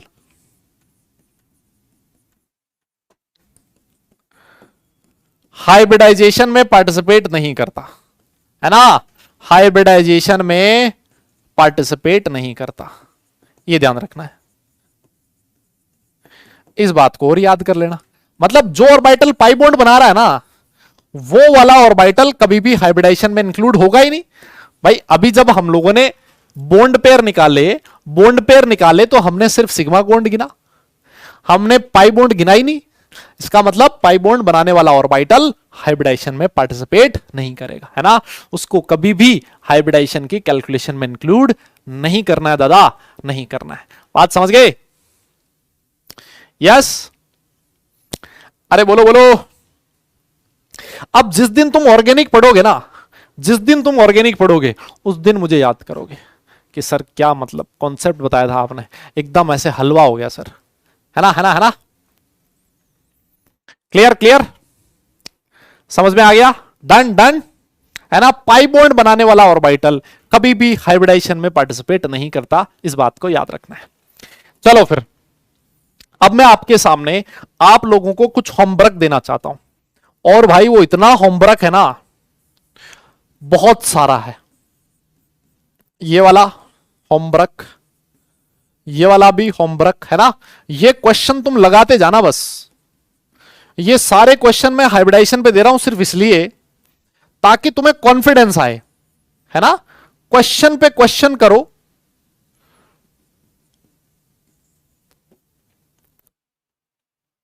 है ना, इससे तुम्हें कॉन्फिडेंस आएगा, इससे तुम्हें कॉन्फिडेंस आएगा बेटा। और साथ साथ में कुछ मैं पीवाईक्यूज भी डाल दूंगा, ठीक है ना। साथ साथ में क्या करूंगा, कुछ पीवाईक्यूज भी ऐड कर दूंगा, ठीक है। ये भी बेटा आपका होमवर्क है और ये भी आपका होमवर्क है, ठीक है। बहुत सारे क्वेश्चंस हैं जो आप लोगों के होमवर्क दिए मैंने, क्योंकि हाइब्रिडाइजेशन से ना आपके बहुत सारे टॉपिक्स रिलेटेड है ना। हाइब्रिडाइजेशन से आपका बॉन्ड पेयर लोन पेयर का कैलकुलेशन इन्वॉल्व है, वो आपका क्लियर हो जाएगा। देखो ये प्रीवियस इसके क्वेश्चंस हैं, ये देखो ये जेई मेन 2021 का क्वेश्चन है, अभी देखो ये जेई मेन 2022 का क्वेश्चन है ना। इसको भी तुम लोग कर लोगे बड़े आराम से। और देखो ये देखो जेई एडवांस 2016 का क्वेश्चन है ना। ये भी तुम लोग मुझे पता आराम से सॉल्व कर लोगे, और करना है ना, तभी तुम्हें पता लगेगा कितना सीखा है तुमने। ये देखो ये भी जेई एडवांस 2017 का क्वेश्चन है बेटा, इसको भी तुम लोग सॉल्व कर लोगे मुझे पता है। यस, तो बस यही होमवर्क है आज के लिए, ये वाला पार्ट था जो आपका होमवर्क था। अब आइए आगे चलते हैं, अब आइए आगे चलते हैं। हाँ, छुट्टी नहीं है, छुट्टी अभी कौन सी छुट्टी भाई, 20 मिनट है, अभी 20 मिनट में मुझे बहुत सारा टॉपिक करवाना है। अच्छा सुनो सुनो सुनो सुनो सुनो बे, अपनी कल जो क्लास है ना, कल वाली क्लास 4 बजे है अपनी, दादा याद है ना ये चीज, कल वाली क्लास 4 बजे है, ठीक है ठीक है ठीक है। कल वाली क्लास 4 बजे, पहले मैं बोल देता हूं 4 o'clock से कल वाली क्लास स्टार्ट होने वाली है, ठीक है। और संडे को आपको एक एक्स्ट्रा क्लास मिलेगी, ठीक है। संडे को आपको एक्स्ट्रा क्लास मिलेगी, उसमें क्या करवाऊंगा, देखो उसमें एक तो ये जो मैंने आज होमवर्क दिया ना इतना सारा, यस इतना सारा जो होमवर्क दिया ना वो डिस्कस करूंगा। यस यस यस, इतना सारा जो होमवर्क दिया वो डिस्कस करेंगे, और थोड़ा बहुत ऊपर नीचे अगर कोई छोटा मोटा मुझे पढ़ाने होगा तो वो मैं पढ़ा दूंगा, ठीक है ना। तो ये रहने वाला है उस संडे वाली एक्स्ट्रा क्लास में। क्लियर? आ जाइए। अब देखो, अब देखो, अब हम लोग कुछ स्पेशल केसेस की बात करने वाले हैं, और वो स्पेशल केस है हाइब्रिडाइजेशन इन सॉलिड स्टेट, है ना। हम लोग किसकी बात करने वाले हैं, हाइब्रिडाइजेशन इन सॉलिड स्टेट की। क्लियर? देखो अब आप बोलोगे सर अभी तक जो हमने हाइब्रिडाइजेशन कैलकुलेट किया, बेटा पढ़ लो पढ़ लो पढ़ लो बेटा पढ़ लो। इधर नहीं यार, लाइव नहीं हो पाएगा, लाइव नहीं यार। एक मैंने एक्स्ट्रा क्लास ली है तुम्हारी, तुम ऐसे उसमें भी रोने लग जाते हो। एक तो एक्स्ट्रा क्लास ले रहा हूं यार, ऐसे थोड़ी ना। अब इतना सारा क्वेश्चन प्रैक्टिस करवाता हूं, इतना पहले कॉन्सेप्ट समझाता हूं, फिर उसकी शॉर्ट ट्रिक बताता हूं, उस पर साला 20 क्वेश्चन करवा देता हूं। अब फिर तो यार थोड़ा बहुत एक आधी एक्स्ट्रा क्लास तो लेनी पड़ेगी ना यार, है ना, है ना। तो थोड़ा कोऑपरेट करो आप लोग भी, ये सारी सब कुछ आपके लिए तो कर रहा हूं मैं, है ना, है ना। तो थोड़ा कोऑपरेट करो, है ना। लाइव नहीं हो पाएगा बेटा, संडे मेरा भी दिन होता है, एक दिन की छुट्टी होती है, एक दिन की छुट्टी है बाबा, तुम मुझसे वो नहीं छीन सकते, है ना, है ना। हाँ, आओ, अभी तक जो भी हमने हाइब्रिडाइजेशन कैलकुलेट किया है वो कैलकुलेट किया बेटा गैसियस स्टेट में। किसमें कैलकुलेट किया है? गैसियस स्टेट में। ये वाला जो हाइब्रिडाइजेशन होता है ये हम लोग कैलकुलेट कर रहे हैं किसमें? सॉलिड स्टेट में। तो देखो कुछ कंपाउंड्स ऐसे होते हैं जो सॉलिड स्टेट में आयंस की फॉर्म में एग्जिस्ट करते हैं। जैसे अगर मैं बात करूं PCl5 की, तो बेटा PCl5 जो होता है वो सॉलिड स्टेट में केटायन और एनायन इसकी फॉर्म में एग्जिस्ट करेगा। वो एग्जिस्ट करता है PCl4+ एंड PCl6- में। अब आपका अगला क्वेश्चन ये होगा कि क्या सर ये हमें पता होना चाहिए कि PCl5 सॉलिड इन आयंस में एग्जिस्ट करता है? तो हां, ये जब तक आपको नहीं पता होगा आप लोग क्वेश्चन सॉल्व नहीं कर पाओगे। मेरी बात समझ में आई? ठीक है, जब तक आपको नहीं पता होगा तब तक आप वो क्वेश्चन सॉल्व नहीं कर पाओगे। तो इसी वजह से सबसे ज्यादा इंपॉर्टेंट इस केस में आता है PCl5, बिकॉज ये जो PCl5 है ये आपकी NCERT में दिया हुआ है। ठीक है ना, इसी वजह से सबसे ज्यादा इंपॉर्टेंट बन जाता है। क्लियर? अब देखो, अगर मैं तुमसे पूछूं कि PCl4+, फॉस्फोरस के वैलेंस शेल में 5 इलेक्ट्रॉन है, प्लस आते ही 4 बचा, बेटा चारों के चारों बॉन्ड बना लिए, तो bond pair 4, loan pair 0, electron pair 4, तो इसका हाइब्रिडाइजेशन क्या हो जाएगा? sp3। यस, और यहां आओ, फॉस्फोरस के वैलेंस शेल में 5, माइनस आते ही 6 आ गया, तो बॉन्ड पेयर है बेटा, ओह बॉन्ड पेयर है ना 4, हाँ बॉन्ड बना लिए 6, सर लोन पेयर है 0, इलेक्ट्रॉन पेयर है 6, और हाइब्रिडाइजेशन हो जाएगा sp3d2। तो अगर क्वेश्चन ऐसे लिखा हो, हाँ क्वेश्चन ऐसे लिखा है कि PCl5 सॉलिड का हाइब्रिडाइजेशन क्या होगा, एक ऑप्शन लिखा है sp3, एक ऑप्शन लिखा है sp3d2, एक ऑप्शन लिखा है बोथ sp3 एंड sp3d2, और एक ऑप्शन लिखा है नन ऑफ दीज, तो कौन सा ऑप्शन करेक्ट होगा? बोथ। यस, तुम मेरी बात को समझ गए क्या भाई लोगों? तुम मेरी बात को समझ गए क्या? दादा बोलो बोलो बोलो बोलो। तुम्हारी छुट्टी का क्या बेटा? 2 साल तक कोई छुट्टी नहीं होती बच्चे की। जो बच्चा जेई के लिए तैयारी करता है ना, उसकी कोई छुट्टी नहीं होती है ना, और एक्सपेक्टेशन भी नहीं रखनी चाहिए। जब मैं अपने टाइम पे जेई की तैयारी करता था ना, तो मेरी संडे की छुट्टी होती थी वैसे तो, और उस दिन भी 6-6 घंटे की एक्स्ट्रा क्लासें होती थी, है ना। तो ऐसे मत सोचो कि हमारी छुट्टी है सर, छुट्टी है बेटा, लेकिन कई बार क्या होता है कि ऑनलाइन में थोड़ा स्पीड जो होता है, ऑफलाइन में क्या होता है ना, जब बच्चा सामने बैठा होता है, तो जैसे मान लो आपका थोड़ा पीछे भी चल रहे हो ना आप, तो एकदम से मर्जी हो तब बढ़ा सकते हो ना, स्पीड को बढ़ा सकते हो। ऑनलाइन में ऐसा नहीं है ना, ऑनलाइन में आराम आराम से पढ़ाना पड़ता है। तो कई बार कुछ सेशंस एक्स्ट्रा लेने की जरूरत पड़ जाती है, जब आप ज्यादा क्वेश्चंस करवाते हो, है ना, तो ये चीज की जरूरत पड़ती है। ऑलराइट, आइए अब देखो, मान लो इसी तरह से तुमसे क्वेश्चन पूछे कि PBr, यहां पर Br है बेटा, है ना, PBr सॉलिड, PPr5 सॉलिड, है ना, इसमें बताओ हाइब्रिडाइजेशन क्या होगा, इसका हाइब्रिडाइजेशन क्या होगा। तो आपको ये पता होना चाहिए कि PBr5 जो है वो इस फॉर्म में एग्जिस्ट करता है। अब देखो Br- में तो हाइब्रिडाइजेशन होने से रहा, है ना, यहां पर तो हाइब्रिडाइजेशन होने से रहा, PBr4+ निकाल सकते हो आप लोग। आप बोलोगे sir lone pair 0, bond pair 4, electron pair 4, और हाइब्रिडाइजेशन हो जाएगा sp3। ठीक, लेकिन अगर मान लो क्वेश्चन में कुछ भी मेंशन नहीं किया हुआ, ठीक है ना, मान लो क्वेश्चन में कुछ भी मेंशन नहीं किया हुआ, ऐसे लिखा है what is the hybridization of PCl5, ऐसे लिखा है, तो आप कौन सी स्टेट मानोगे? जल्दी बताओ, गैसियस स्टेट मानोगे या फिर सॉलिड स्टेट मानोगे? जल्दी बताओ। हां, अगर क्वेश्चन में कुछ भी मेंशन नहीं किया हुआ कि गैसियस स्टेट है या सॉलिड स्टेट है, तो आप कौन सी स्टेट मानोगे? ये बताओ जल्दी से। दादा दादा जल्दी बोलो भाई। यस यस यस यस, बहुत बढ़िया बेटा, बहुत बढ़िया। हमेशा हमें गैसियस स्टेट मान के करना है ना। सॉलिड स्टेट हमें तभी मानना है, सॉलिड स्टेट हमें तभी मानना है जब क्वेश्चन में मेंशन किया हुआ हो कि सॉलिड स्टेट में बताओ। ठीक है, जब तक क्वेश्चन में नहीं लिखा हुआ तब तक हमें नहीं मानना। क्लियर क्लियर क्लियर, समझ में आ गई बात? बहुत बढ़िया। हां, अब देखो, जैसे एक और एग्जांपल लिखा है ये रहा, आपसे क्वेश्चन पूछे HCF6 सॉलिड का हाइब्रिडाइजेशन क्या होगा, तो आपको ये पता होना चाहिए कि HCF6 जो सॉलिड होता है वो इस फॉर्म में एग्जिस्ट करता है। F माइनस में हाइब्रिडाइजेशन होगा नहीं बेटा, जिनोन के वैलेंस शेल में 8 इलेक्ट्रॉन होते, प्लस आते 7 रहा, 7 में से बेटा 5 तो बॉन्ड बना लिए, तो बॉन्ड पेयर हो गए 5, सर लोन पेयर है 1, इलेक्ट्रॉन पेयर है 6, हाइब्रिडाइजेशन हो जाएगा sp3d2। क्लियर है? तो सर ये हमें चीजें याद कैसे रहेगी? सर ये तो बहुत सारी चीजें हो सकती हैं बेटा, ये एक बार में याद नहीं होगी, आप धीरे धीरे क्लास 11th में पढ़ोगे, कुछ चीजें इसमें से क्लास 12th में पढ़ोगे, तो ये 2 साल में आप लोग धीरे धीरे याद कर लोगे, है ना। एक बार में नहीं याद होगी, लेकिन मैं फिर भी कह दूं ये जो PCL5 है ना, ये तो सबसे ज्यादा इंपॉर्टेंट है, इसको कभी मत भूलना। ये आपकी एनसीईआरटी में दिया हुआ है, दैट्स वाई इस पे सबसे ज्यादा क्वेश्चन पूछे जाने की पॉसिबिलिटी है, ठीक है। और जब हमने ये ट्रिक बनाई है ना, ट्रिक के बाद तो क्वेश्चन ऐसे धड़ाधड़ हो जाते हैं ना, मजा ही आ जाता है ना। ट्रिक के बाद तो क्वेश्चन धड़ाधड़ हो जाते हैं।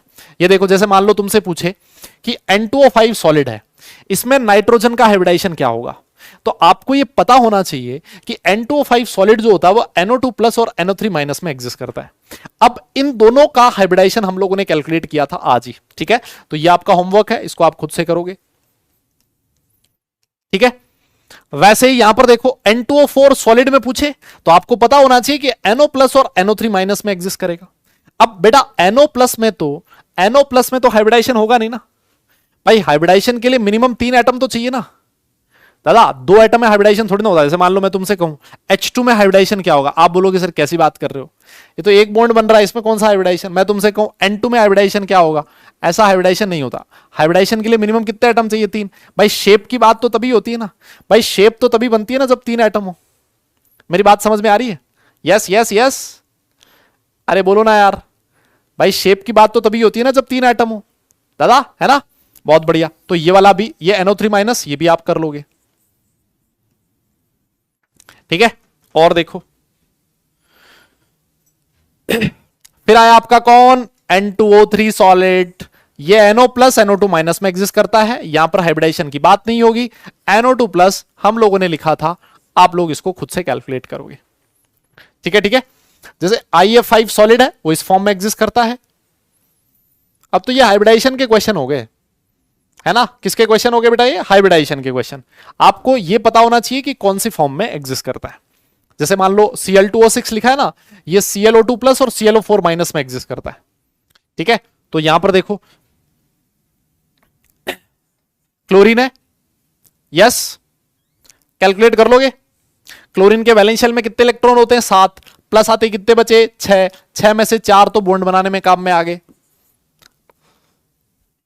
लोन पेयर बचा सर 1, है ना। सर इलेक्ट्रॉन पेयर हो गया 3, सर हाइब्रिडाइजेशन हो जाएगा sp2, बोलो, ठीक है। यहां पर देखो सर, यहां है bond pair 4, sir lone pair है 0, इलेक्ट्रॉन पेयर है 4, हाइब्रिडाइजेशन है sp3, ठीक है ना।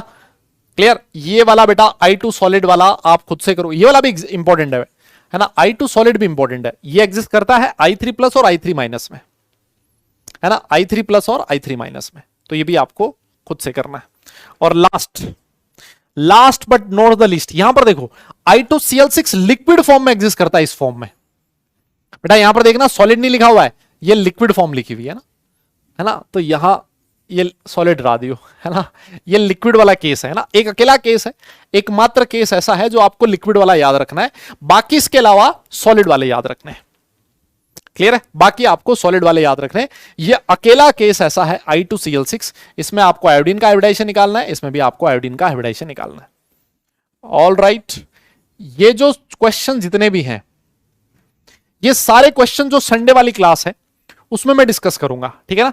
तो इससे फायदा ये होगा कि भाई आपको ज्यादा कंटेंट ओवरबर्डन नहीं होगा संडे वाली क्लास में, है ना, और हमारा टाइम भी बच जाएगा, क्योंकि हम लोग क्वेश्चंस तो सिर्फ क्वेश्चंस की प्रैक्टिस ही तो करनी है ना, तो हमारी क्वेश्चंस की प्रैक्टिस भी हो जाएगी। लेकिन मैं आपसे यही चाहूंगा कि बेटा आप तब तक इन क्वेश्चन को खुद से सॉल्व कर लें, क्योंकि जब तक आप खुद से सॉल्व नहीं करोगे तब तक को सॉल्यूशन का फायदा ही नहीं है।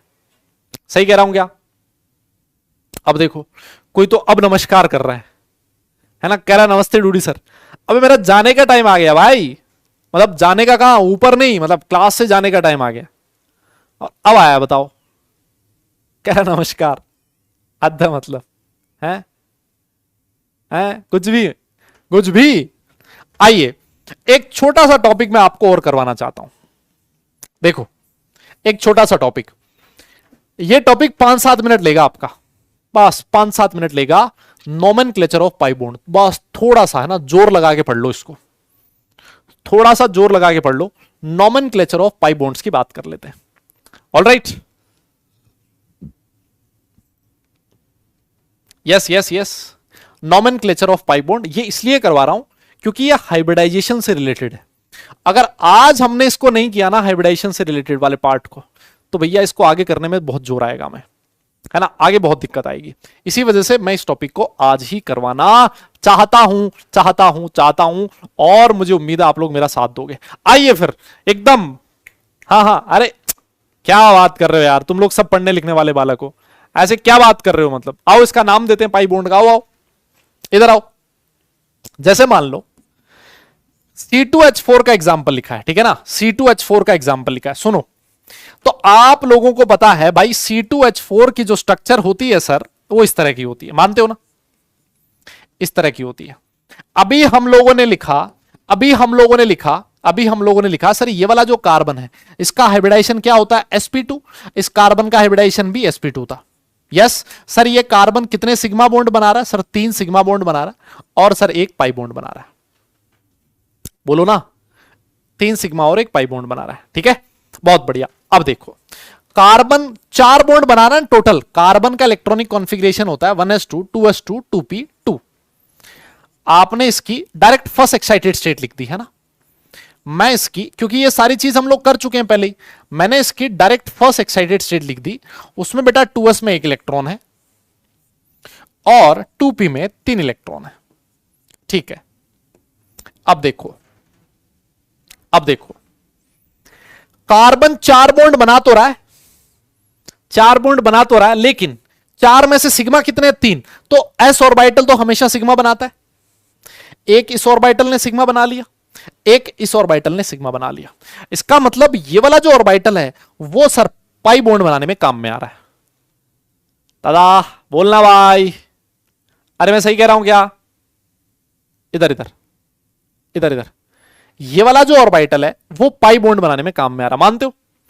तो एक बात बताओ, मैं तुमसे पूछूं कि कार्बन का कौन सा ऑर्बिटल ऐसा है जो पाई बॉन्ड बनाने में काम में आया? तो आप बोलोगे सर कार्बन का p orbital bond pi bond बनाने में काम में आया। तो इस कार्बन का भी p ऑर्बिटल काम में आएगा पाई बॉन्ड बनाने में। तो इस पाई बॉन्ड का नाम क्या है पता है? p pi bond. इस पाई बॉन्ड का क्या नाम हो जाएगा? p pi bond. ये p पाई का मतलब क्या है कि जो दोनों कार्बन है उनके p ऑर्बिटल बॉन्ड फॉर्मेशन में काम में आ रहे हैं। पाई बॉन्ड बनाने में बेटा, पाई बॉन्ड बनाने में दोनों कार्बन के p ऑर्बिटल यूज हो रहे हैं, दैट्स वाई इसको p पाई बॉन्ड कहा जाता है। तुमने समझ ली क्या बात है भाई? अरे समझ में आया मुन्ना? p पाई कितना प्यारा नाम है, मजा आ गया ना, है ना? देखो अगर मान लो यही मैं ऐसे लिखता, C2H2 लिखता, सोच के देखो एक बार, C2H2। तो अब देखो इसकी भी ट्रिक आप बता सकते हो, इसकी भी ट्रिक बता सकते हो। ये है देखो ऐसे, है ना, ये कार्बन सिग्मा और 2 पाई बॉन्ड बना रहा है। कितने बना रहा है? 2 पाई बॉन्ड। अब एक बात बताओ, कार्बन कौन से पीरियड का मेंबर है? इसकी देखो डायरेक्ट ट्रिक बताऊं, डायरेक्ट ट्रिक कैसे कर सकते हो। ये कार्बन कौन से पीरियड का मेंबर है? सर सेकंड पीरियड का। क्या सेकंड पीरियड जो है वो उसमें डी ऑर्बिटल होता है क्या? जल्दी बोलो, उसमें डी ऑर्बिटल होता है क्या? बोलोगे नहीं। तो भैया कार्बन जब भी पाई बॉन्ड बनाएगा हमेशा अपना p ऑर्बिटल यूज करेगा। क्या मैं ऐसे कह सकता हूं? जब भी कोई सेकंड पीरियड का एलिमेंट पाई बॉन्ड बनाएगा, देखो सेकंड पीरियड जो होता है ना, सेकंड पीरियड, अगर मान लो आपका कोई एलिमेंट सेकंड पीरियड का है, तो आपको पता है सेकंड शेल में s और p सब शेल होते हैं, यही होता है। एस सबशेल कभी भी पाई बॉन्ड नहीं बना सकता। तो जब भी एस सबशेल आएगा आप कभी ऐसे सुनोगे नहीं 1s2p पाई बॉन्ड, ऐसा होता ही नहीं है। है ना, sp पाई बॉन्ड नहीं होता। s ऑर्बिटल कभी भी पाई बॉन्ड नहीं बनाता, है ना, सिग्मा बनाएगा पाई नहीं बनाएगा। आपका जो p ऑर्बिटल है वो सिग्मा भी बना सकता है पाई भी बना सकता है। तो जब भी सेकंड पीरियड का, जब भी कोई सेकंड पीरियड का एलिमेंट आ जाए और अगर वो पाई बॉन्ड बना रहा हो, अगर वो पाई बॉन्ड बना रहा हो, तो आप हमेशा बोलोगे वो पी पाई बॉन्ड बनाएगा, है ना। तो ये वाला जो कार्बन है सेकंड पीरियड का एलिमेंट है और ये पाई बॉन्ड बना रहा है, इसका मतलब ये हमेशा पी पाई बॉन्ड बनाएगा। क्यों? क्योंकि भाई एस तो बनाता नहीं और इसके पास डी है नहीं, सेकंड पीरियड के एलिमेंट के पास डी ऑर्बिटल होता नहीं, तो ये कभी भी डी पाई पी पाई नहीं बना सकता, डी पाई पी पाई नहीं बना सकता, ये हमेशा पी पाई बॉन्ड बनाएगा। समझ गए क्या? सेकंड पीरियड का मतलब भी समझाना है क्या किसी को? ये आयुष राज मेरे भाई कहां बैठा दादा? सब्जी मंडी में बैठा है क्या? है भाई? कह रहा है बताओ सेकंड पीरियड का मतलब क्या है? हे भगवान, ऐसे डाउट मत पूछो यार। ये शॉर्ट ट्रिक्स है बेटा, इनऑर्गेनिक केमिस्ट्री बहुत मजेदार है, बहुत जबरदस्त है, लेकिन तुम इसको जबरदस्त बनाओ तब, इंटरेस्ट लो तब। कितना प्यारा कॉन्सेप्ट है, कुछ देखना ही नहीं है, खत्म। बहुत सारी चीजें जैसे, और देखो और एग्जांपल दू, आओ और एग्जांपल देता हूं। जैसे मान लो CO2 है, CO2 है, देखो CO2 में जो कार्बन है इसकी शेप ऐसी होती है ना भाई, सारी दुनिया जानती है कार्बन पाई बॉन्ड बना रहा है। यस, कार्बन और ऑक्सीजन दोनों ही सेकंड पीरियड के एलिमेंट है, मानते हो ना? कार्बन और ऑक्सीजन दोनों ही सेकंड पीरियड के एलिमेंट है, और दोनों सेकंड पीरियड के एलिमेंट है। पाई बॉन्ड तभी बनाएंगे जब p ऑर्बिटल यूज होगा। तो अगर इस पाई को नाम देना हो सर ये p पाई बॉन्ड है, यस, और इसको चेक करना हो तो सर ये भी p पाई बॉन्ड है। काम ही खत्म हो गया भाई, कुछ चेक ही नहीं करना, कुछ चेक ही नहीं करना। यस, अरे बोलो बेटा, समझ में आया क्या? बेटा समझ में आया क्या? यस। और देखो देखो एक बढ़िया एग्जांपल देता हूं। जैसे मान लो मैं तुमसे पूछूं, H2SO4 जो है ना भाई, H2SO4 की हमने शेप बनाई थी, याद है आपको? इस तरह की, ये देखो, यही तो था ना H2SO4। फटाफट से काम करो और मुझे बताओ, इसमें एक पाई बॉन्ड है, इसमें भी एक पाई बॉन्ड है। आपसे पूछा है कि बताइए ये जो पाई बॉन्ड है इसका नाम क्या होगा, है ना? आप बोलोगे सर देखो ऑक्सीजन सेकंड पीरियड का एलिमेंट है, ये तो हमेशा अपना p ऑर्बिटल यूज करेगा पाई बॉन्ड बनाने के लिए। सर इधर भी ऑक्सीजन है, सेकंड पीरियड का एलिमेंट है, ये भी अपना p ऑर्बिटल यूज करेगा पाई बॉन्ड बनाने के लिए। लेकिन सर जो सल्फर है सर ये थर्ड पीरियड का एलिमेंट है, सर ये p ऑर्बिटल भी यूज कर सकता है और इसके पास तो d ऑर्बिटल भी होता है। तो हमें पता ये लगाना है कि सल्फर कौन सा ऑर्बिटल यूज कर रहा है बॉन्ड बनाने में। तो तुम फटाफट ये बताओ सल्फर का हाइब्रिडाइजेशन क्या है? सल्फर का हाइब्रिडाइजेशन क्या है? जल्दी बोलो, सल्फर का हाइब्रिडाइजेशन क्या है? आप बोलोगे सर सल्फर का हाइब्रिडाइजेशन यहां पर क्या है? अरे बोलो ना यार, sp3 है क्या? जल्दी बोल बेटा, एक बार चेक करियो, क्या सल्फर का हाइब्रिडाइजेशन sp3 है क्या? जल्दी बोलो, जल्दी बोलो।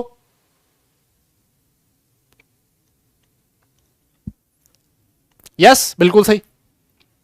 अब एक चीज देखो, देखो sp3 है मतलब इसका, ये सल्फर कितने बॉन्ड बना रहा है? सर सल्फर 1 2 3 4 5 6 बॉन्ड बना रहा है ना? तो s p p p, इसके बाद कौन आएगा? d में कितने ऑर्बिटल होते हैं बेटा? 5, 3, 4 और 5, मैंने ऐसे बना दिए, ठीक है।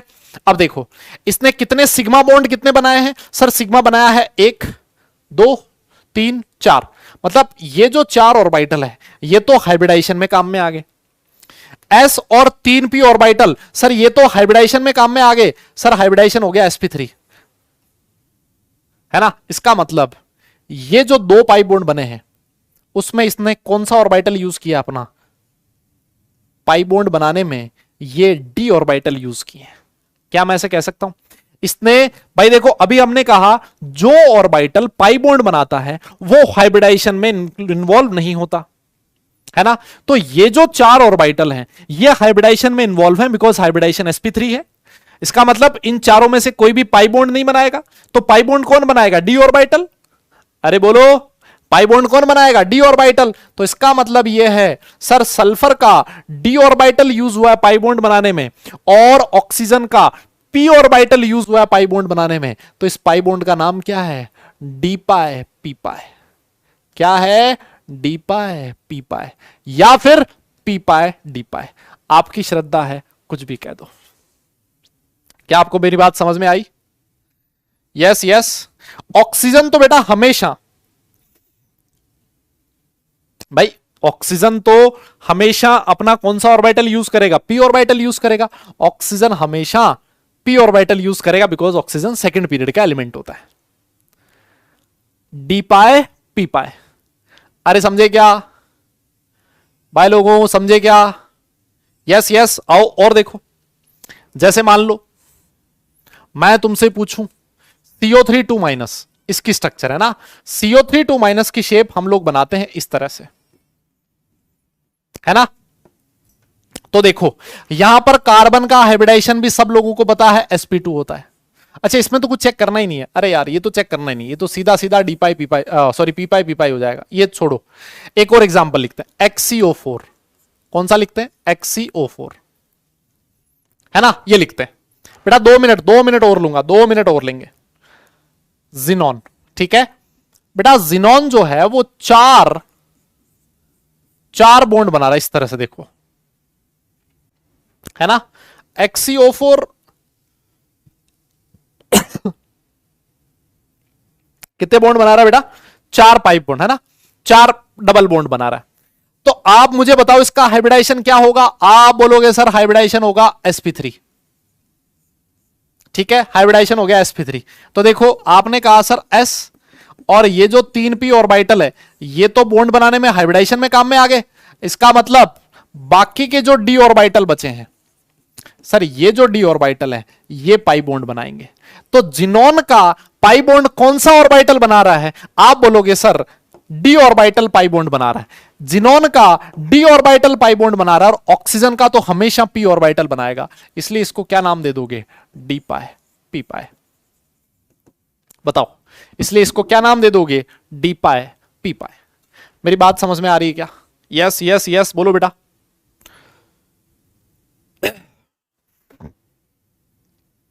अरे जल्दी बोलो।